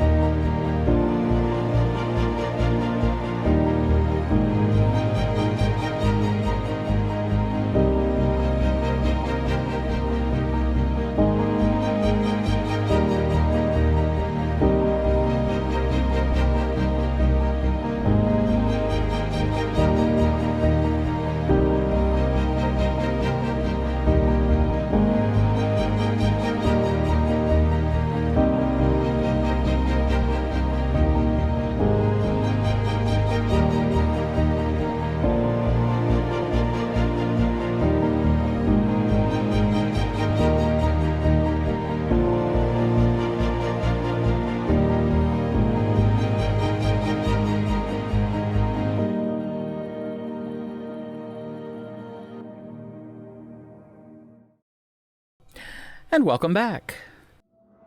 So, having awoken from that very odd dream, what do you do? As soon as Arabelle finishes her prayers, she'll go down to where we have breakfast because she doesn't want Athgarr to try to sneak out. Okay. I mean, he knows multiple ways out, but... I'm going to take a shower or bathe and put off breakfast as long as possible. Okay. I'm going to go down to the table and drink coffee. Where did we stay? Are we all in? In the keep. You all had a room in the keep. Okay, that's what I thought. I'll go down to breakfast or whatever. Tasha, Yes. make a perception check for me. Okay.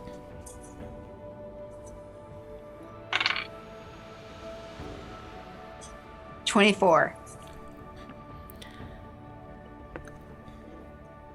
You have a pretty good sense of the layout of the keep and whose rooms are where. Mm-hmm. And as you pass the door to one of the guest rooms, you hear light snoring. Okay. Doesn't sound like one of the other three. It's obviously masculine. All right. I stop and listen more closely. Okay. Somebody who's clearly still sound asleep. Does it sound like Athgarr? Could be. Okay.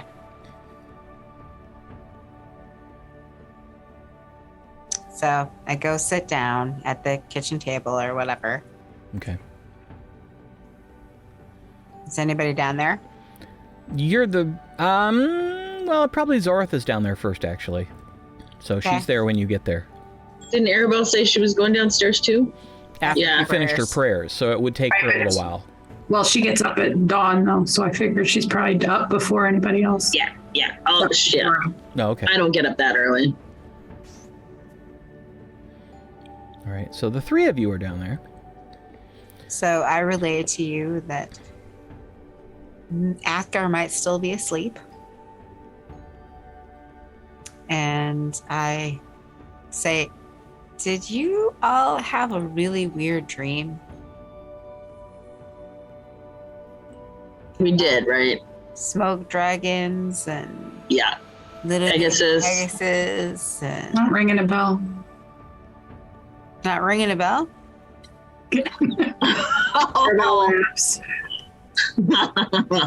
I'm trying not to talk about it so he doesn't get in trouble. Oh, Okay. smart. At least me. I mean, I don't think Mother will approve. Well, it is difficult when you are, a mischief maker. What happens in Sakutho's brain should probably stay in Sakutho's brain. I agree with that. I definitely agree with that. I didn't really see him, but it was nice to hear his voice. And he looks good as a bear.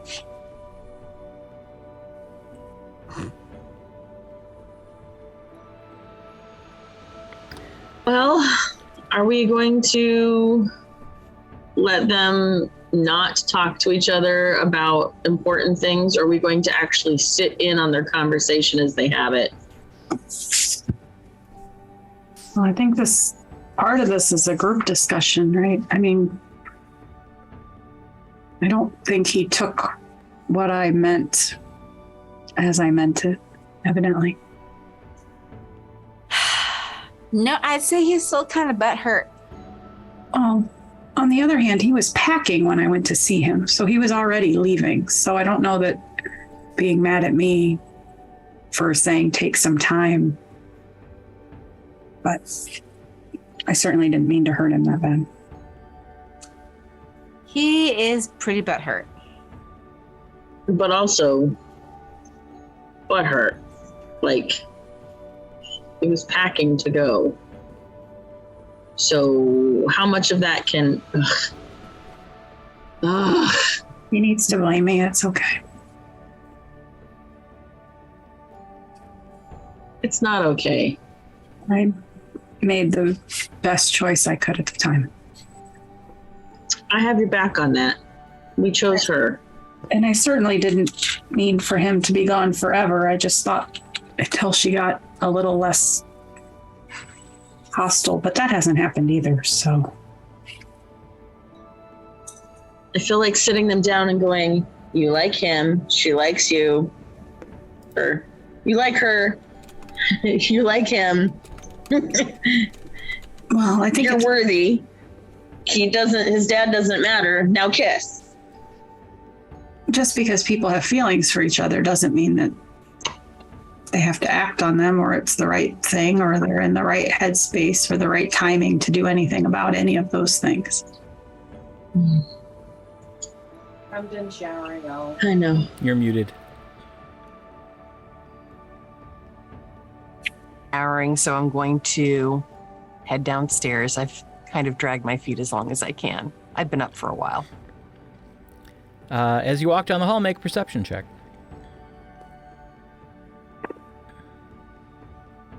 26. You hear snoring coming from one of the guest rooms. Clearly not a woman. I feel a little relieved. I'm going to head downstairs at a little faster clip than I'd been planning to go, not dragging my feet as much.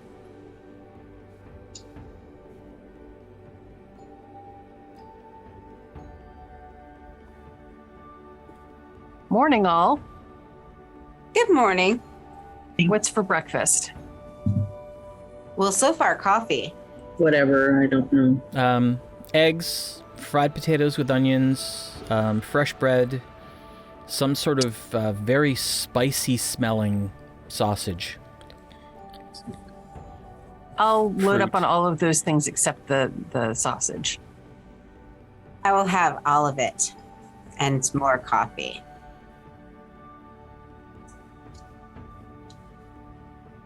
Before he comes down, Gwen, I owe you an apology. I just wish you'd told me. If not before, then at least after. But I know that your heart was in the right place. I know you wouldn't have done that on purpose to hurt me. It seemed Thank like you for apologizing. he was packing when I went to see him.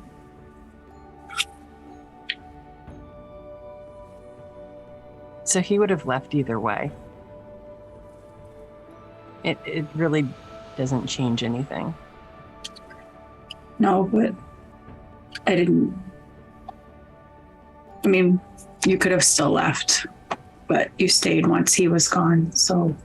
But you should have had a say in all of that. I wished I had. But thanks. Maybe next time, if there is a next time. Just clue me in.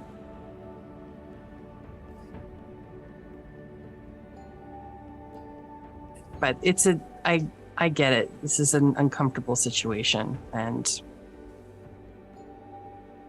I just wish that you'd let me make up my own decision, you know? Make up my own mind and my own decision. You were hurt and you didn't want to see him, and I was just wanting to protect you. I might have done the same. I've been known to get in trouble trying to protect people before. Once or twice. So I kind of I get it. It makes sense. But if you had told me, I might have thought twice before I left him that letter.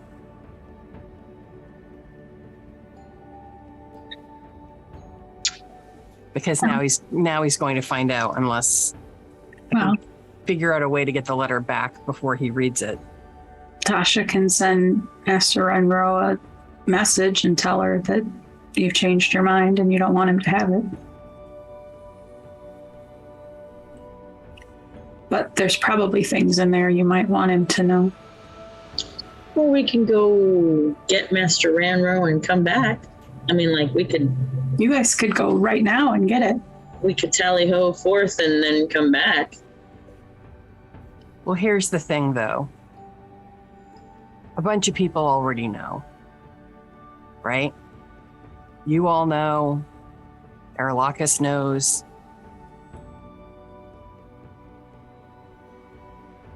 I don't know. Maybe it's better just to get it over with. I mean, I think he knows. I don't think he quite believes it, but... Well, my point in telling him was to explain my behavior so that he would know that I was at least... What I did because I cared. And I don't know if that makes a difference or not. It kind of doesn't matter because he chose to leave anyway, so... He also chose to not communicate with us at all, which is... Oh, I'm well aware. Not what I asked him to do. And he knew that would be the worst thing that he could do. I mean, in all my travels as a scout, we always kept in touch. And so he decided he could do without that. And that's enough of an answer for me. So.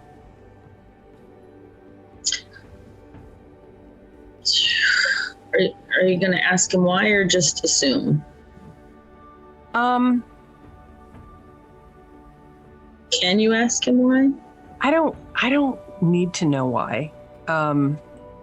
This is kind of the reason that we've had some problems because of communication. I know, but in this case, I think there is communication. I think actions speak louder than words. And he followed through on his ultimatum. I mean, what more needs to be said? He knew it would hurt. It did. He made his point. He can cut me out of his life, and that's fine with him. Gwen, I wonder, though, if it wasn't so much the ultimatum, but him thinking he was doing what I was asking him to and reacting to his hurt of me saying that we chose you over him. It might not have been about your ultimatum. It might have been that I broke him. He was willing to walk away. Before you even said anything, he was willing to walk away and leave me wondering whether he was okay. Well, I don't know if he would have done. Yeah, he might have explained more and said he had more to do, and he might have kept keeping in contact, and then we pushed the hand. He's taken breaks from us before to do things, but he didn't shut letting me know communication until I did. Right. No. I had your back, Arabelle. We chose Gwen. I think he needed you. I think you chose the wrong person. I think he would have been a better choice, you know? No. I could have gone and done my ambassador thing, and I have a lot to learn in that area. So that would have been fine. We wouldn't have been fine. Oh, we need you.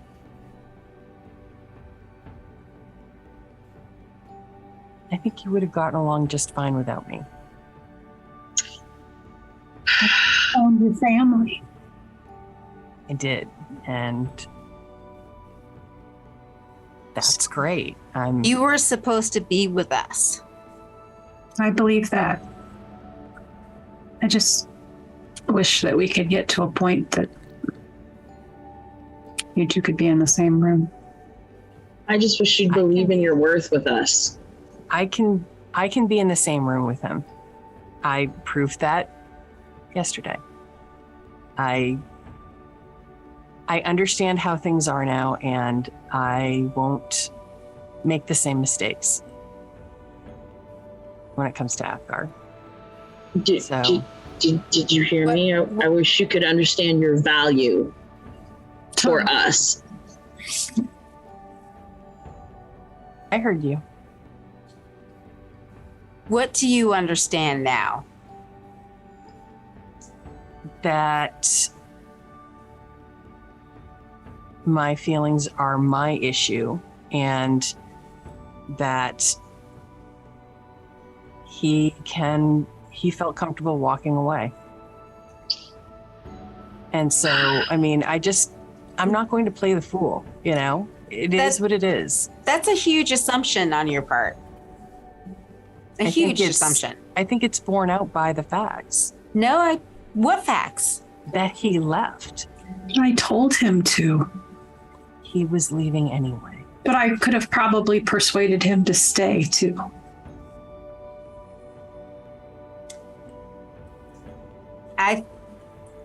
It's very clear that he's hurt.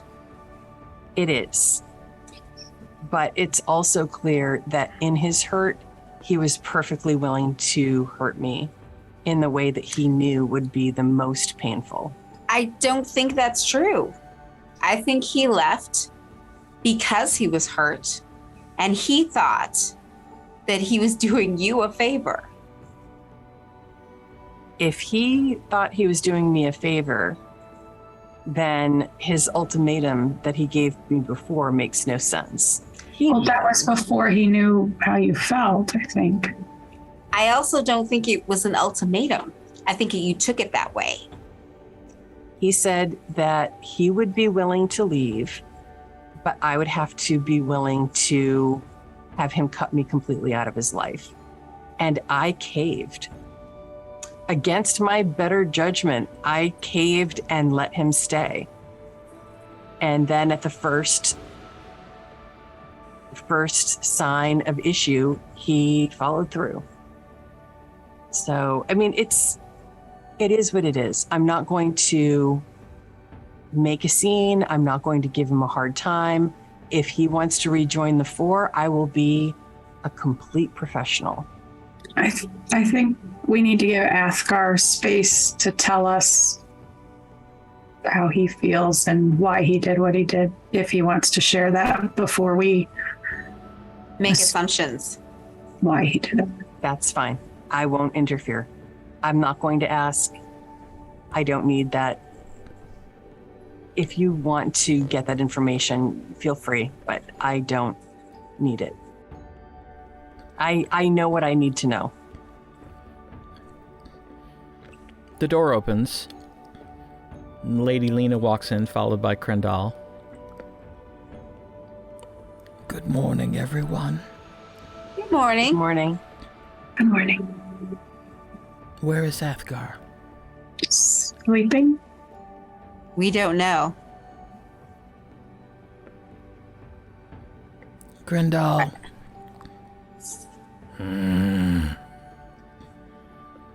He turns and walks out the door.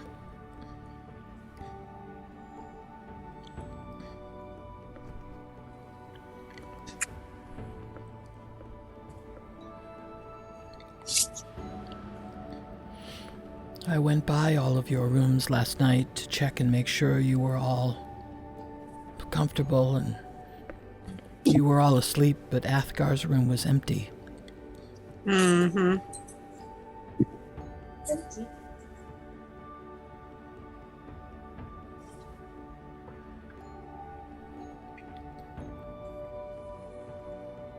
He didn't say where he was going last night. Said he was going to bed. He did. But he didn't say what bed. It's true. Well, I've sent Krendal to check his room and bring him if he's there. If he's not, I may know where he is. He has taken to residing in Zagran's old house. He had me boarded up, and he has been haunting it.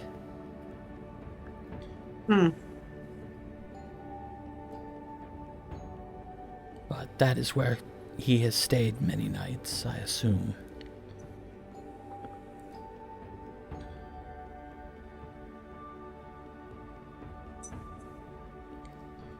Kind of a miserable place to be. He chose it. Likely fit his mood. Yes. He does like to do. He came in angry and bitter. I hadn't seen much change, although he seems to be calmer.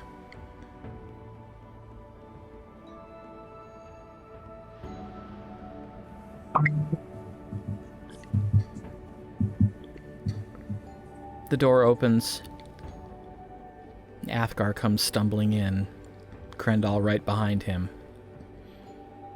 He clearly was just woken. He looks disheveled.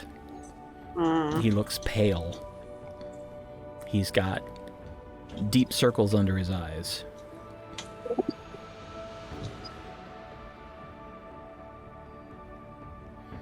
He walks in. He's wearing a well-worn pair of low boots, and he's wearing sort of a loose tunic and breeches, and neither of them look to be in great repair. They're not dirty, they're just worn. And he looks up as he walks in and kind of runs his fingers through his hair to try and smooth it down and says, "I apologize. It was a late night." And weird dreams. Those didn't help. That was Sekuthos.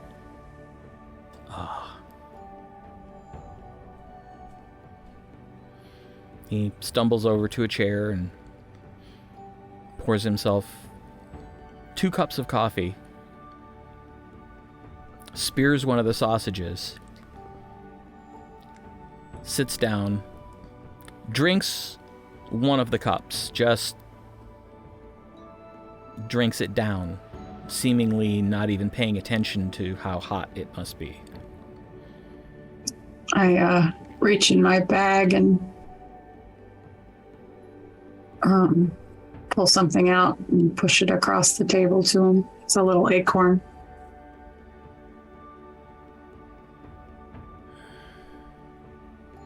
I'll be fine. Put it back in my bag.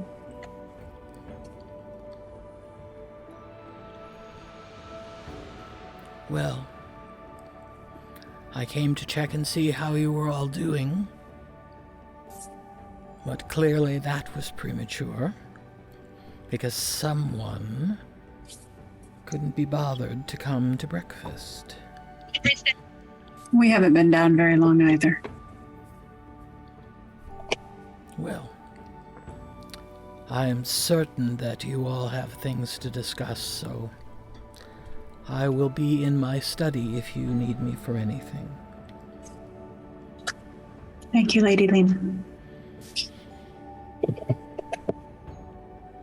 Krendal turns and gives Athgarr a bit of a glare as he follows Lady Lena out of the room. Athgarr doesn't seem to notice.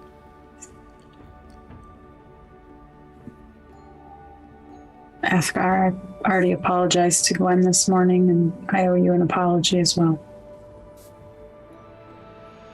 No, you don't. I understand now.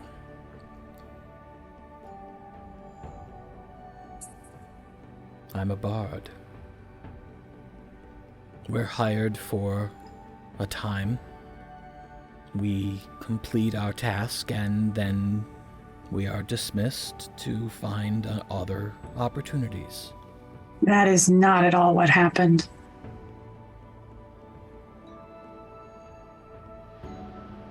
Or what was intended. It's fine. Clearly it's not. You're a family, Athgarr. No. No, I'm not. My family is in Thunder's Edge.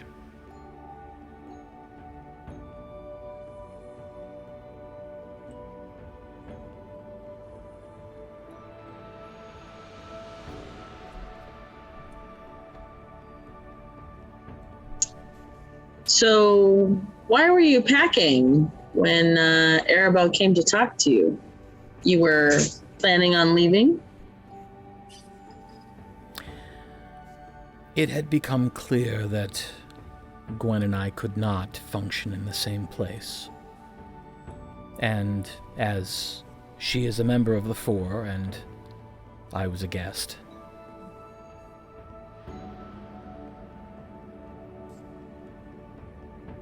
I was going to depart. So when... Then it was explained to me that indeed my services were no longer required. And so I continued with my original plan and I departed. I found my next booking. Your original plan was to leave and not have contact with us before something was said by Arabelle? Because that's what happened. And so... Yes. It was not my intention. I was simply leaving for the good of the group. You four are more important in the grand scheme than I. No one's going to argue that. You're the Four. But... We're the Five. No. Needed time. Not the Gwen. Five. We needed time for you and Gwen to stop fighting all the time. That's all I intended. Not permanently. And that's worked out so well.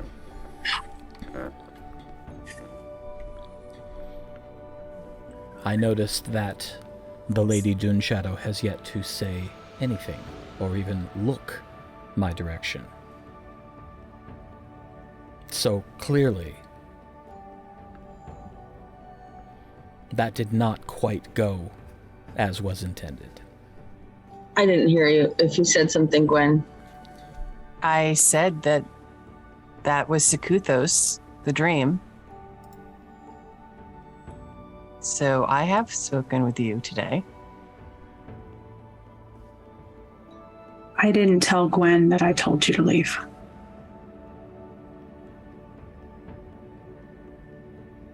I don't know that that matters.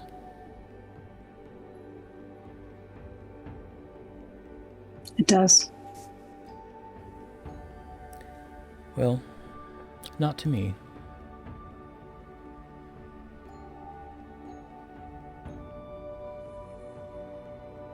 I'm sorry that I hurt you, Athgarr. It was never my intent for this to be a permanent split. As I said, I have gained perspective in the last several hours. I understand.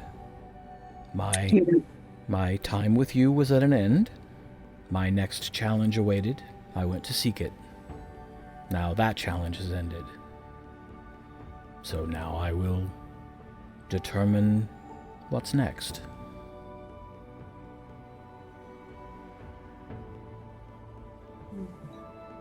And if your path lies with us? I'm certain that we can negotiate an appropriate fee.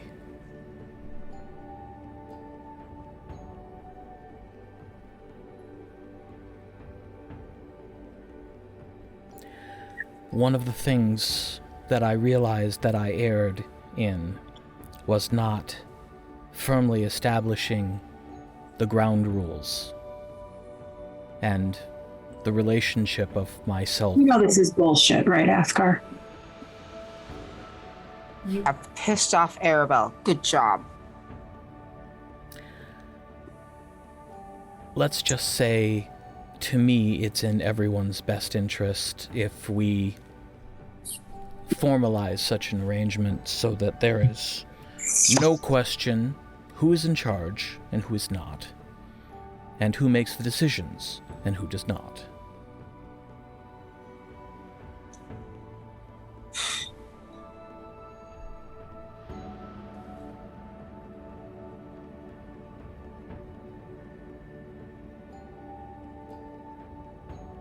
What did you have in mind? About the same rate that Lady Lena was paying me. Which was what? 20 gold pieces a day or 100 gold pieces a week.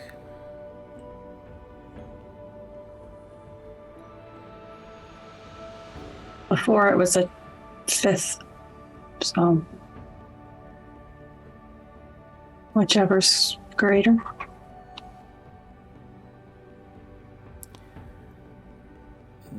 A 100 gold pieces a week will suffice.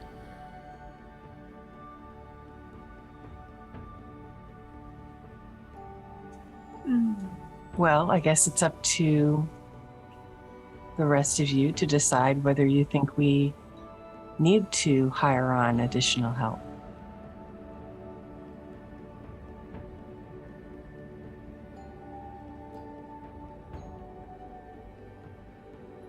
My time with Lady Lena has taught me that there are conditions that need to be set up front, and doing so makes for a much more harmonious working environment, and also makes certain that everyone involved understands the roles and responsibilities.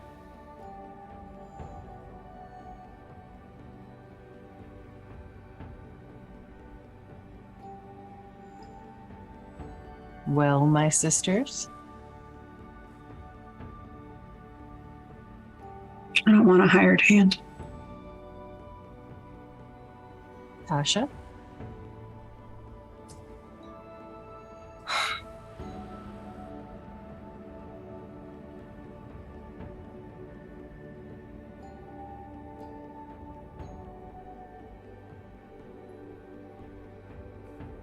I think that Athgarr should stay with us.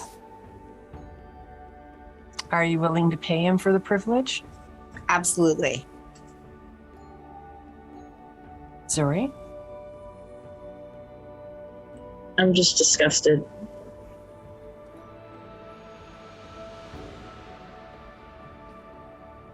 All right, hear me out. I agree Athgarr should stay with us. Just not on these ridiculous terms. Well, these are the terms that he wishes to abide by. And I feel that it cheapens his worth, but if that's what he wants for now, we can renegotiate later. But first, we have to prove to him that he can trust us, and if that means paying him $100 gold pieces a week, then that's just where we have to start. We've hurt Athgarr a lot, and that hurt shows by this crazy facade that he's throwing out. Would you be more comfortable if I stepped out? Nope, you stay here. Nope. Lack of communication is what got us all in this problem in the first place. We have hurt Athgarr a lot,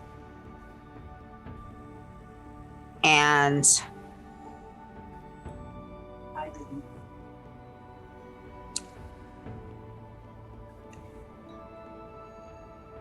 it's clear he's hurt, no matter how it happened.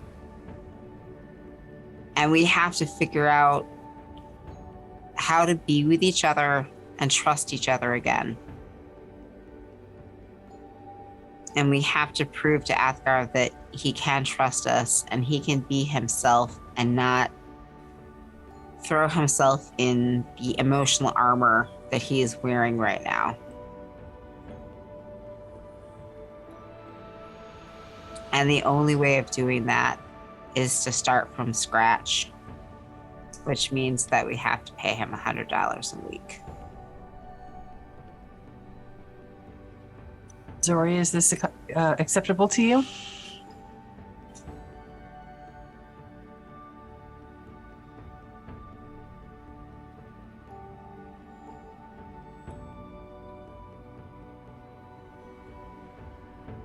I don't know.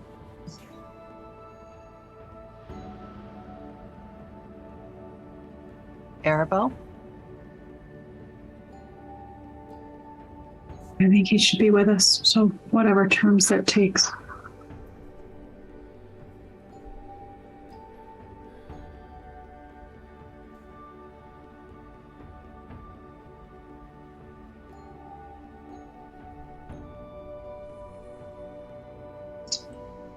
I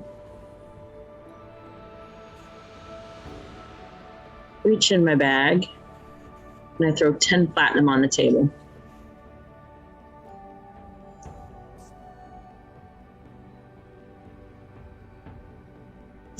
It seems that the Four has decided to purchase your time. You have my services, my blade, and my spells for the next week. Let me know where you wish me to be and when, and I will be ready to depart with you. I believe we're heading to Thunder's Edge for supplies and then back into the desert. Very well.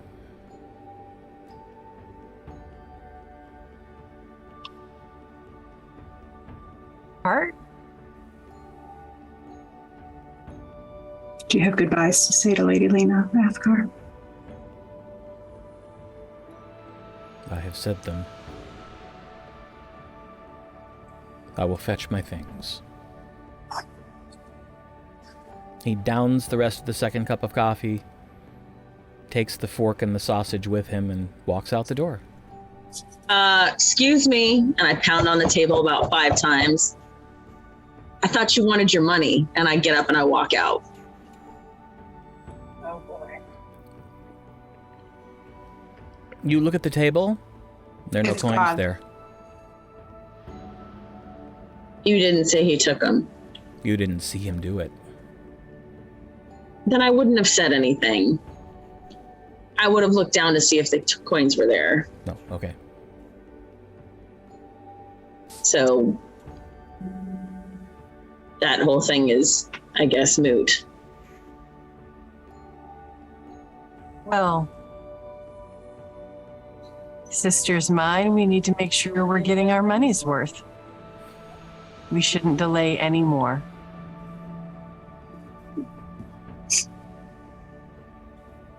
I'm ready.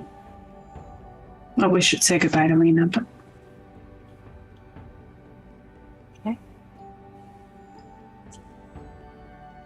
Let's go. I go to Lena And I say, may I hug you? Of course. She gets up from her desk. I hug her. And I say, thank you for keeping Athgarr busy. Well, he did me a great service. Someday, when you have the time, I'll tell you all that he accomplished. I would love to hear that.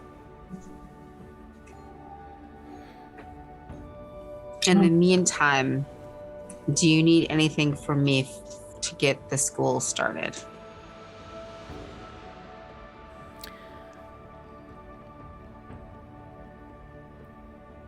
The next time you are here, I will have a selection of buildings that are available for you to look at. I'm certain none of them will be exactly what you're looking for, but hopefully one of them will serve as a place to begin. That sounds wonderful. I will be back soon. I will send you a message. If you need to send me a message while we're gone, please do. If you need us to come back, just say the word and we can teleport in. Always good to hear. So, did Athgarr decide to go with you? He did, for 100 gold pieces a week. Really? Yes. If I'd known he'd work that cheap, I wouldn't have paid him what I did. What did you pay him? Twice that. Oh my. Well, that's interesting. Can you tell us? Yeah. So it seems that my aunt was paying him 200 gold pieces. No, I thought we were all there. I'm sorry. I was saying he told us that he was charging the same. Yeah, he lied a little. He said that you are charging $100 a week. I'll make up the difference. Deceit has unfortunately been a prerequisite for what he has been doing for me. Well, I know you'll miss his services. I think the doppelganger moving on might breed more trust outside of the Dawn. The rumor persisted, and I had thought to cast Krendal in the role to continue, but perhaps it is time. I will think on what you've said.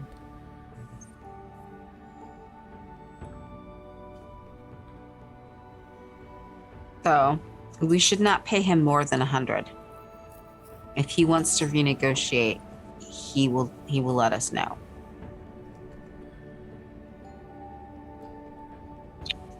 there's still a little Athgarr in there. I'm sorry, what? Which one of us? Gwen. I wouldn't want to shortchange him. No. You're not. He shortchanged himself. And you are no longer allowed to feel guilt for anything. He has made his negotiations known. Mm-hmm. And that is what we go by. I don't feel guilty. As Then I said, he made. Why would you pay him more?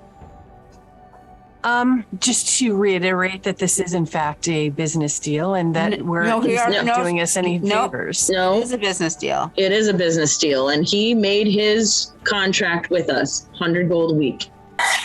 Made it really clear that it's important to have all of those things laid out in the open, and what he asked for is what he will get. Understood. But it is as I suspected. We are all dead to him. And he was never family. That's what his ultimatum meant, and that's exactly the way he's acting. So this only confirms what I suspected. No, I think he thought of us as family, And the fact that we chose you over him hurt him so deeply that he's behaving this badly. The result is the same. No, it's not.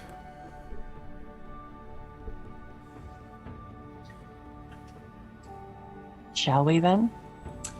Yes.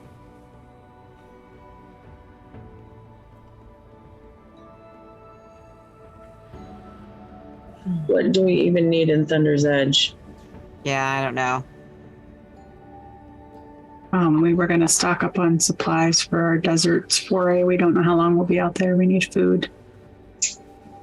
Can we teleport back to the oasis? Mm-hmm. We can use the circle to get to the edge and then teleport to the oasis. So we shouldn't really need much food because we can stock up there. Well, they don't have a ton, right? Yeah, we... How long is our stuff's not ready yet from the tower, right? Our necklaces. Right. You have 10 days. Ugh. If we have 10 days to kill, I'd rather spend them visiting with my family. Oh, we're gonna go do our our stuff. I just didn't know if it was another day, then it would make sense to wait and go, but I think we don't know how long we're going to be out in the desert, so I think we would need as much supplies as we can from the house. Because we can't guarantee that we'll always be able to have the mansion. Okay. Well, if we get into a battle and you expended all of your magic. No, you have a point. We should build... Or it's not a ritual, right? No. The hut is. Right. We can always have the hut. Yeah. We could stock the portable hole with supplies, as long as there's a place that we could place it. Yeah, we can put dry goods in there that don't need. Don't we need to take stuff out of the portable hole? Like the portable hole. We're going to exchange that for some gems and stuff. Which probably need to do that in Airma. Yeah. I was gonna say, should we try to get another portable hole? Well, I mean, if we can just exchange the coin for gems, we would have enough space. The other thing is, question GM. Yes, ma'am. Out in the desert, are we going to be able to get things in and out of the portable hole because of the sand? That's what I was asking, if there's a place to... You would have to create or find a 10 by 10 flat area of sand. So you could either find one or you could make one. A haversack or something like that. Not the haversack, but what is the bigger one than that? Bag of holding. Bag of holding and a handy haversack or what? Yeah, we could get whatever the bigger one of that is and put our supplies in that. And we haven't come across either in all of the places we've been. We haven't really asked. I mean, we've asked. I mean, you're right. We haven't asked for it. We have looked at what magic items are available. Yeah. You know, Airma was pretty much out because of the war. Maybe ask Master Oberus if they have any. Maybe one of those already made that we could purchase if it's just one. Yeah.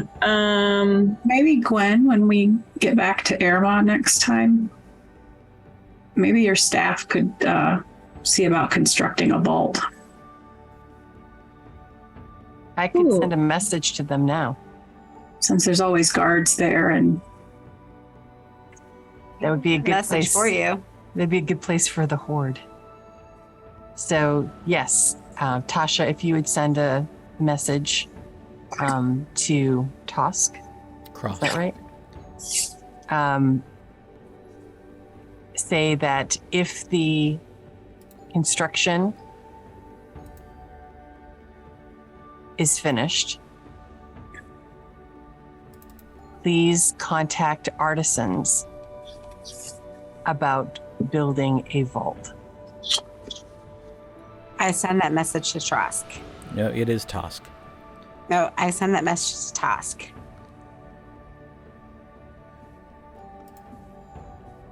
And they'll know who's trustworthy. Please inform her ladyship that I will begin developing plans immediately that she may approve when next she visits. I relay that message. My staff is the best. They are pretty great. Would you also would you send a message and ask Oberys if they have any, which one is bigger?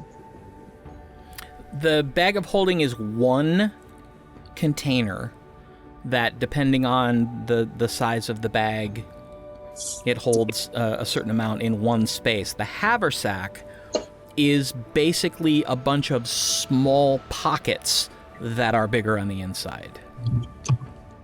Oh, so then the bag of holding would be...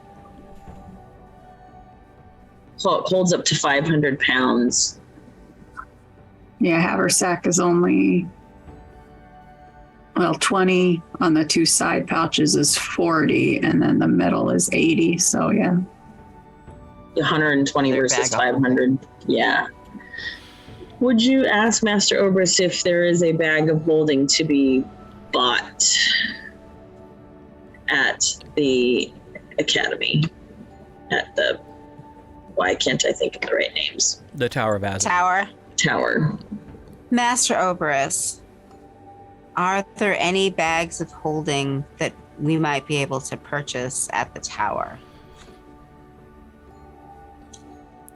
Well, hello, Tasha. So lovely to hear from you. I have one you can use. Well, there you are. We can go to the tower and get one. You just want me to pop in and pop out? Yep. Leave y'all here? Yep. Everybody okay with that? Okay. I'm gonna ritual teleport. Where are you going to draw the circle? Where are we now? In the dining room. In the hallway, I guess. Is there room in the hallway? Yeah. Yeah. You walk out the door, and Athgar's standing there, fully geared. Great.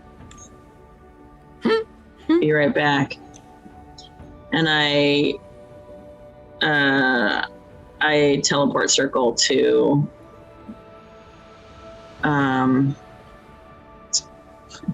The tower. the tower. Yeah. And show up there. Anybody there? No, not in the teleportation chamber. Run upstairs to where he's at. See if he's actually there. He is. Knock on the door. You get to his office, knock on the door. He's pulling things out of a chest. Just Trying to find it. I know it's here someplace. Howdy. Oh! My goodness, I didn't expect you to be quite this efficient. I know it's here somewhere, but I'm having trouble putting my hands on it in this instant.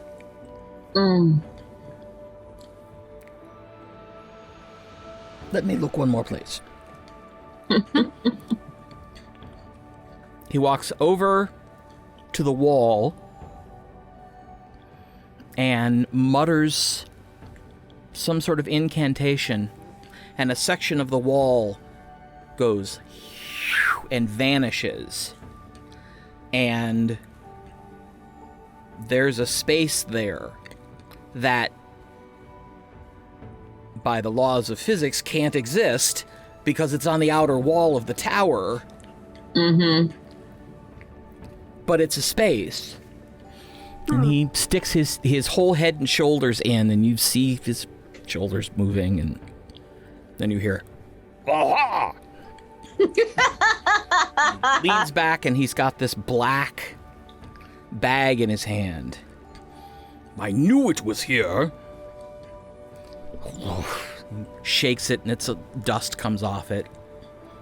Oh my I goodness. haven't used it in some time. But here you go. Thank you. What would you like for it? Just bring it back when you're done. As you can see, I'm not using it at the moment, but I might someday. All right. Well, thank you so much. Of course. And we are very briefly I spend like 5, maybe 10 minutes briefly saying we met some of Gwen's family out in the desert, and we're going to go further out in the desert, and we're going to try to find all the things, and just kind of You can explain it to him while you're drawing the teleportation. There you go. Yeah. Of course, where are you going? There isn't a teleportation circle in Strafsman's Dawn. You have to teleport back. Yeah. So we'll have to spend the night in Thunder's Edge. Oh, we should have done it once we got to the edge. Because then you could have used the circle back. Oh, Sorry, I wasn't thinking. no, I wasn't either. I forgot where we were. I am going. Like, it's Tuesday, so I must be in Strophamits. I'm going to, explain it. Teleportation circle. No, just teleport. I guess I see what you're saying. Mm-hmm. So I just tell him briefly in 10 minutes, blah, blah, blah. And then I'm going to teleport into the room where the girls are. Okay. Not where Athgarr is, just to where the girls are again. And I'll say Athgarr is waiting for us outside the door. And unfortunately, I had to teleport here because I wasn't thinking. So we'll have to spend some time in Thunder's Edge tomorrow or tonight. And we'll start. I have the bag of holding, and we'll have to start transferring over our supplies to that.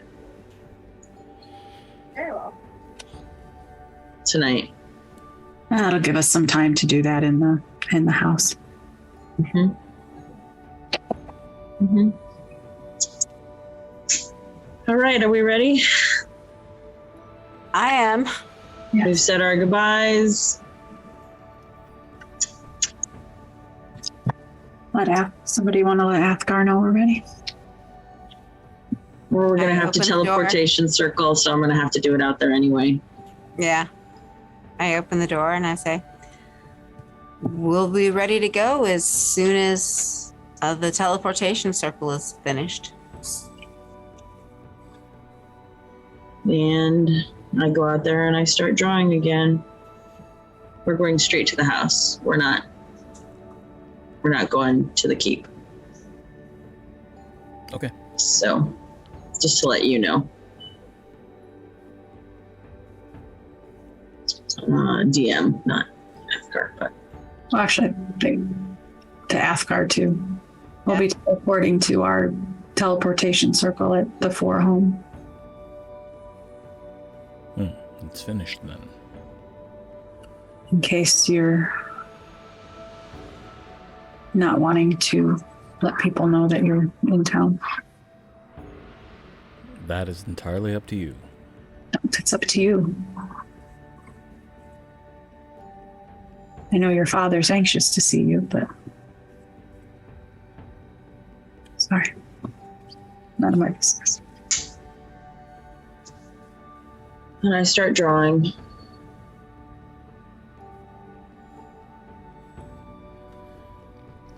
And when everybody's ready, I finish the circle and have everybody step through.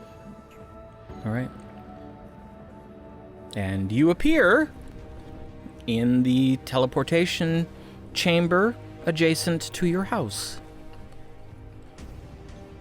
Crazy. Athgarr just kind of looks around.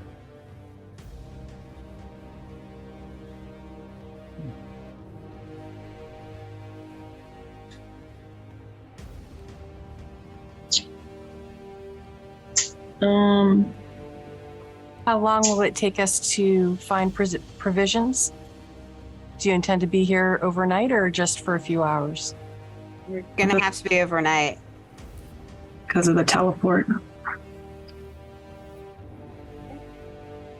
Would you like me to go into town and get the things we need? I'd like I think we have them all here, don't we? No. At the house, you have dry goods, Yeah, for that. but that's it. Yeah. Like, there's absolutely nothing fresh in the house at the moment. So, spices, you have oats, you have flour, sugar, that sort of thing. Arabelle usually does that. I don't know. I'll go take care of Oh, we can all go. the provisions, or Gwen and I can. Okay. Let's go. I start playing on my lute. I'll start packing the dry provisions that she tells me that we'll need into the haversack or into the bag of holding. God, why can I not remember what that's called? Oh, we'll be leaving first thing in the morning, Athgarr, so whatever you'd like to do today, your time is your own. And how many rooms do we have in the house? 4 or 5? We have 5. Well, 5, yeah. I say this room is yours to have and do what you will. If you want to leave, if you want to come back, whatever.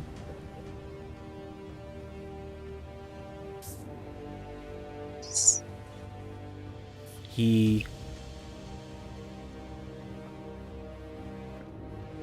begins humming. And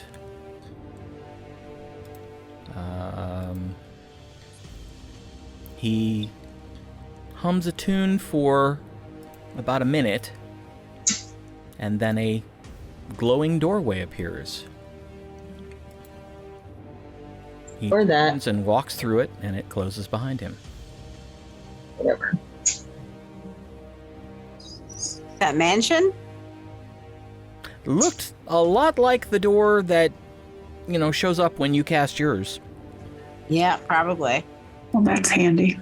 Now we Well. have people. Yeah. If he'd let us into his. Yeah, probably not. Just charge us extra. Oh, jeez. Are you ready, Gwen?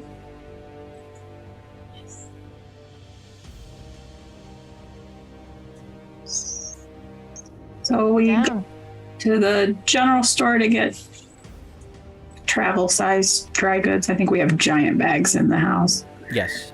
And go by the market and get a couple of fresh things for the first few days, and probably go by the bakery to get some bread and pastries.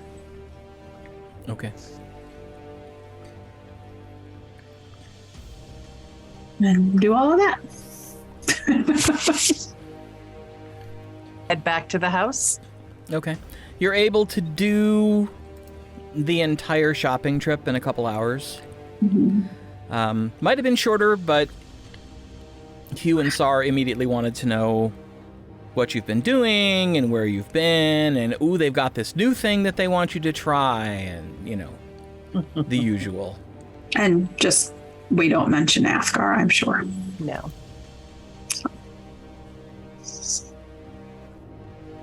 Because that would start a thing. We wouldn't want to start a thing. We already started enough. Arabelle's ready to start a thing. All I can say is, y'all can't blame this one on me. No, we're not. We are not. So we'll head back to the house. Is it getting dark yet? It certainly can be if you want to just speed through till evening.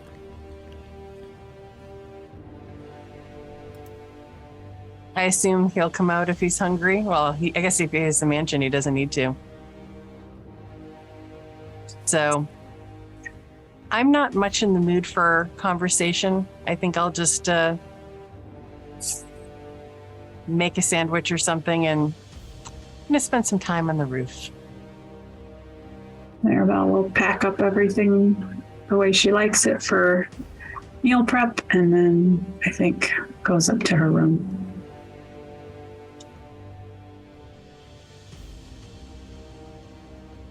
She'll occasionally wipe a tear, and then she just acts like she didn't, and then she goes upstairs. Oh boy. Zorith is going to go see Oloric. They're not telling anybody, I'm just going. Okay.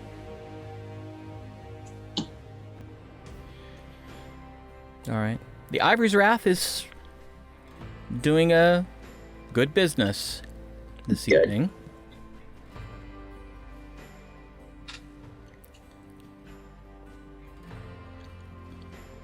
Oloric is at the bar, hustling.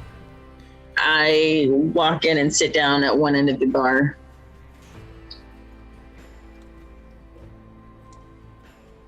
Let's see how long it takes him to notice. A good 10 minutes. That's fine. He's that busy, and when he does notice, it's almost a perfect double take. He's just, he's got a second to breathe, and he's looking down the bar to make sure everybody's, nobody's flagging him, and he sees you and then goes, and then eyes wide, a little smile, and throws the towel he was wiping his hands on over his shoulder, walks down to the end of the bar, leans on the bar and says, "What brings you by?" We're about to go be perilous or fearless or I don't know. You're about to go do that which you do so well. I don't know if it's what we do so well anymore. It's just I would love a drink of some kind. You have but to ask. Are you in the mood for any particular flavor? Actually, I would really like something very strong. Oh. All right.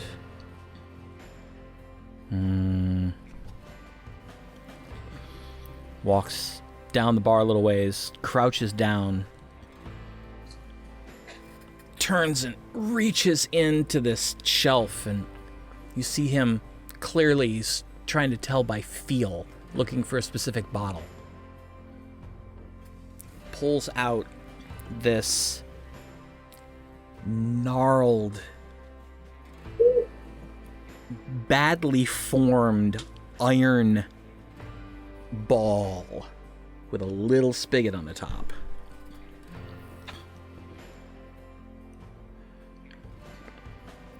He walks back down the bar towards you, grabbing a small beer stein.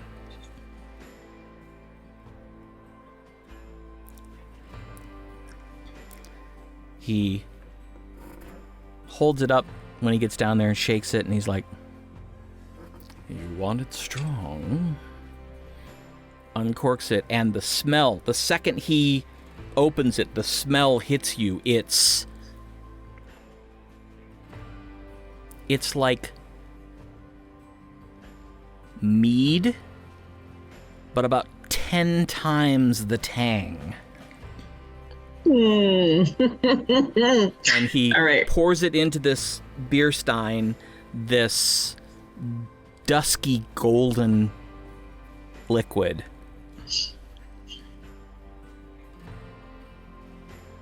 And the smell's even more present now.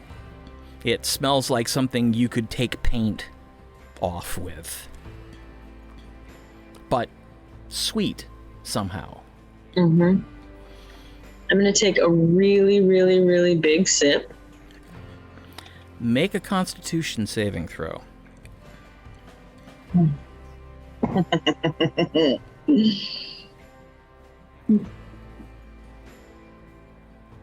22.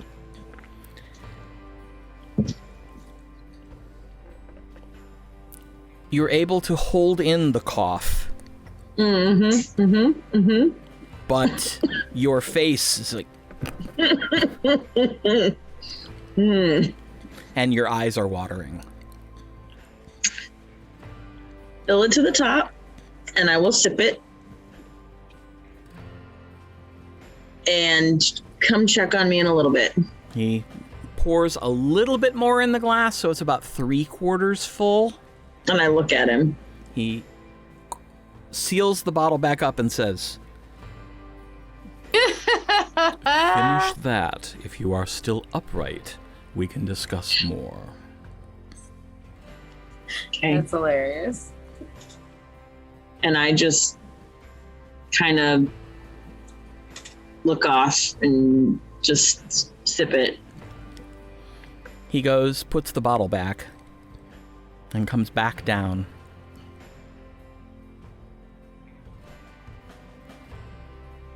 Are you all right? Nope. I don't know what I'm doing. I don't know what we're doing. I don't know what good is going to come of any of this. We're going into severe uncharted territory. Going back out into the desert.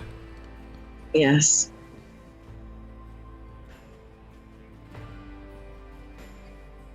Don't be Wiggy. No. I don't know why we're doing this. Didn't Lord Tremaine ask you to investigate the Jogravonans? Or did I get that wrong? Or did Wiggy get that wrong? It's just too much.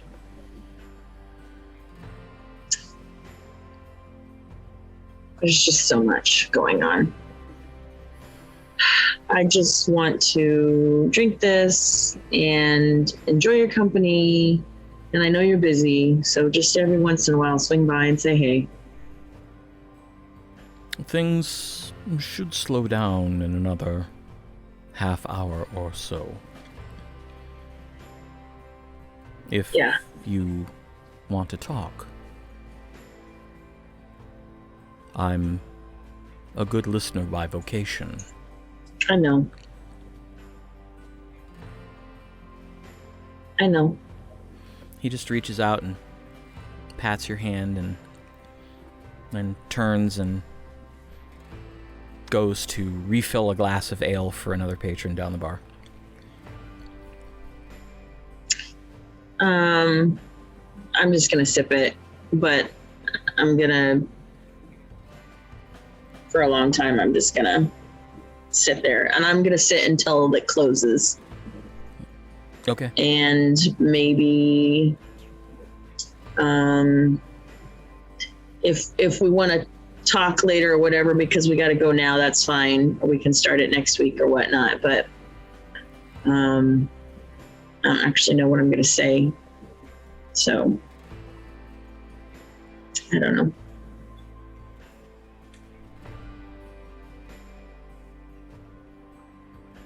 Well, let's see. Arabelle's gone to her room. Gwen's gone to her room. I'm not on the. I'm. Oh, I'm that's on right. the You're roof. on the roof. Athgar's in his mansion. Tasha, what are you doing? I am. Is there any alcohol in the house? Yeah. Okay. We have alcohol in the house. I am drinking an ale and playing my flute. Okay. I'm finishing the song. I should be able to finish it tonight.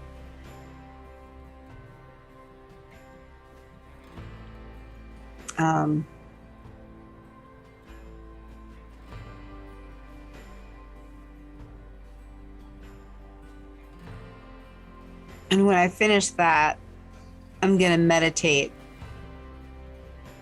And I'm actually going to pray for guidance as to how to help Athgarr.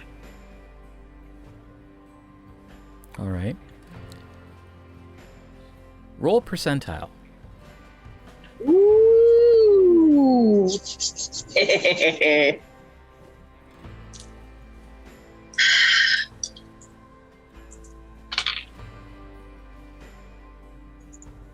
21. You spend some time praying. You feel a little better. But that's about it. That's about it. Okay. All right. I'm going to do that every day. Okay.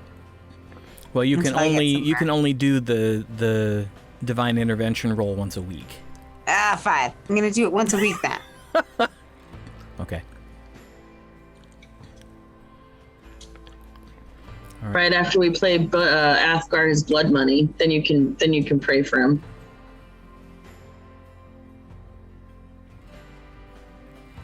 Oh, Pam, you're muted. Dang, we didn't get to hear that.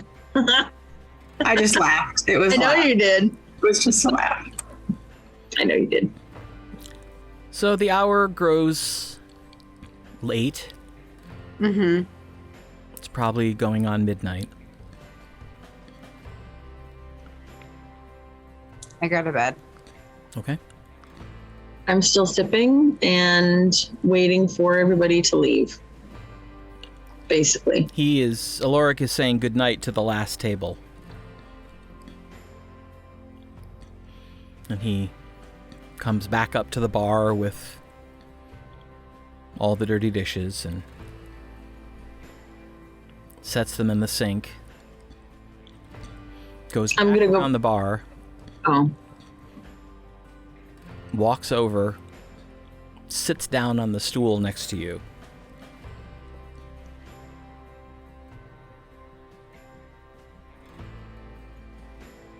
I'm surprised you're still conscious. Yeah, we're sipping it. Sometimes the burn is better than anything else. I have heard that before.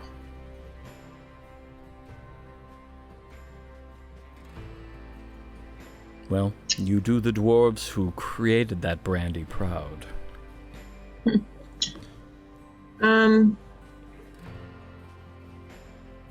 I'd rather feel useful right now, and I take my brandy and I take it over to like the sink, and I like pull his hand, and I'm gonna start doing dishes. And either he can help me or not, but I'm gonna start doing dishes. He watches you for a minute, and then rolls his sleeves up, begins washing with you. I tell him, because we haven't really told him very much. I mean, I know we've given him a brief overview. I tell him everything about Gwen's family, and because I know we briefly, I think we briefly told him. So anything that we briefly told him, I'll expand on. I want to tell him that I don't know what I'm doing. I feel really overwhelmed because I'm the only person in the nation to be me. And I am not sure that this responsibility is destined for me. I feel like I'm making a lot of wrong decisions. I just unload.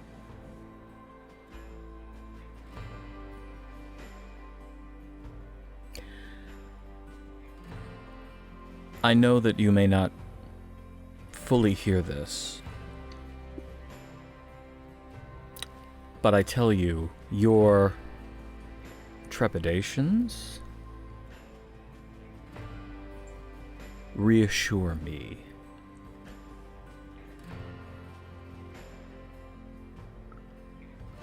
I have seen with my own eyes, as well as read, countless tales of people who find themselves in the same position you are and immediately assume a certain grand destiny which almost always ends in tragedy. The fact that you question, the fact that you are uncertain, this is reassuring. Because only a good person would care enough to question themselves. Too many in your position would simply declare themselves something and march off to pursue their grand destiny, and woe be any who got in their way.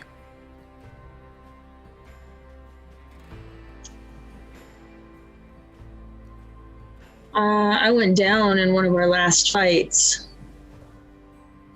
And some days I wish Arabelle wasn't there to heal us. At least me. I really don't know what we're doing. I don't know what I'm doing. The answer, Zorith, is very simple. The best you can. And that's all anyone can ask.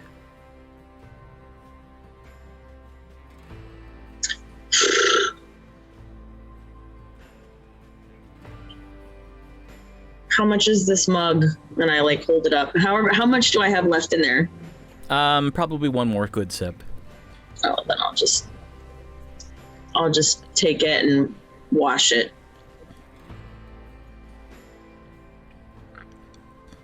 Thanks for letting me feel like I've accomplished something today. You are welcome to come and wash dishes here anytime. I know.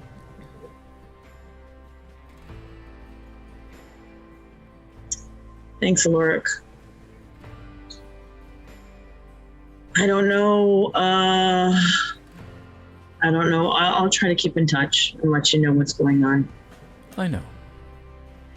And I look forward to hearing the next tale, just as I enjoyed hearing this one. And I wipe my hands off and give him a big hug. He hugs you back and just sort of holds you for a minute.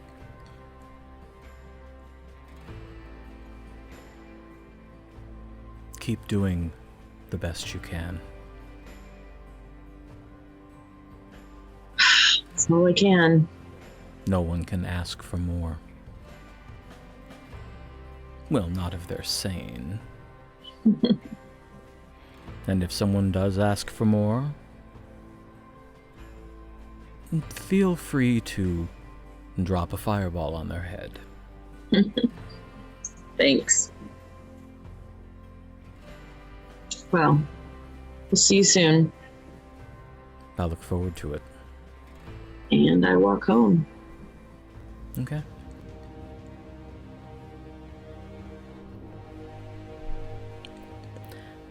The house is relatively quiet, with the exception of you can hear the sounds of Tasha's lute coming from her room. Well, I'll just go upstairs and lay in bed. Okay. It's a clear night, so the stars through the skylight are beautiful. Yay. That's why I'm choosing to sleep on the roof tonight. All right. And then I just cry myself to sleep.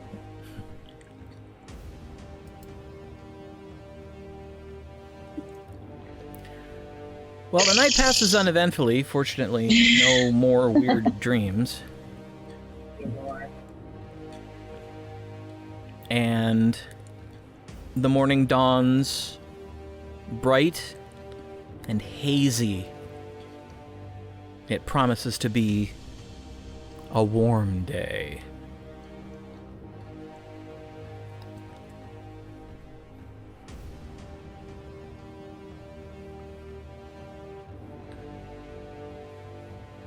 I guess I get up. Say my prayers. Go downstairs. Hope I find peace and guidance. As you come down the stairs, Athgarr is leaning against the wall beside the door to the teleportation chamber.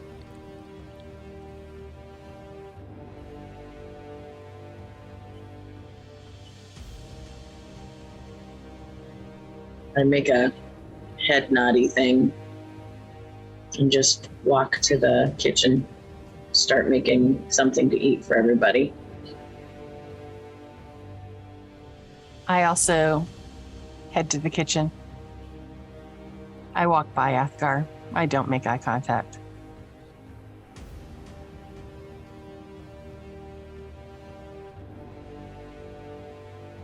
You sense that when you walk by, he nods.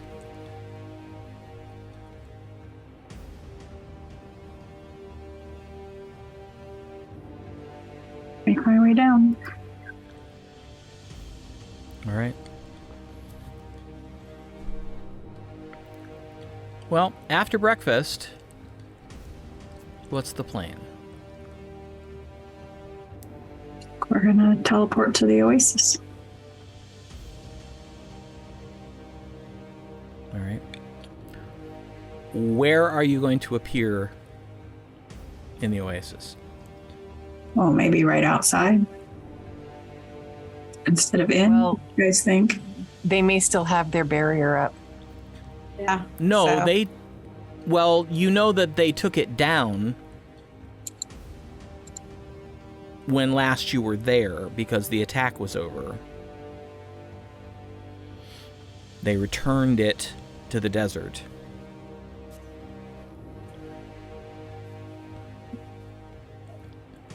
But you're right, you don't know if it's... Should we send a message then? That's a good idea. Send a message to... Hold on, let's see if I can remember the name. Yeah, the mayor or the leader or whatever. the chieftain.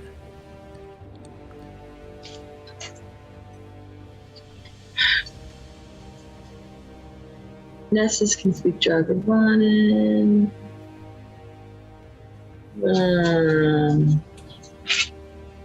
Why do I not have it? Firefly Oasis, right? Mm-hmm. Say to Athgarr, we're heading to a community in the desert called the Firefly Oasis.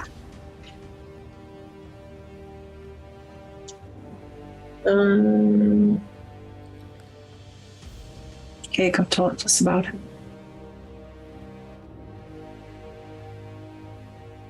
Joe? No. Joe? It is a 3-letter word. It's not Theo. No. Nope. Tasha remembers. Yeah, what do I remember? Tef. You're looking Tef. at the Tef. Half. Yeah. I just found it. Mayor of Oasis. T-E-F. Tef. Oh, I had T-E-T-H. T-E-F. Tef. Yeah. Yeah, you know, one with a lisp and not. Tef. Tef. Tef. All right. So I sent a message to Tef. We are on our way to the Oasis. There are 5 of us. Where's the best place to? Where's the best place for us to teleport in? There's a pause. Oh, hello. Might as well use the meeting circle. There's nobody in it at the moment. All right. So the meeting circle is the best place. I remember what that is, and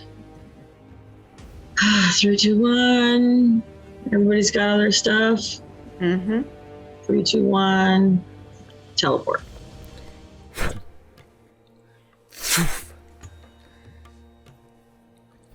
Immediately, different sensation. It's a little bit cooler. There's humidity, moisture in the air. You can smell the water because it's just, a few yards away. And you are standing in the center of the outdoor meeting circle where you had your negotiations with the Jogravanans. And Tef is just arriving at a jog. Goodness. And that's where we're going to stop. Yeah. Okay.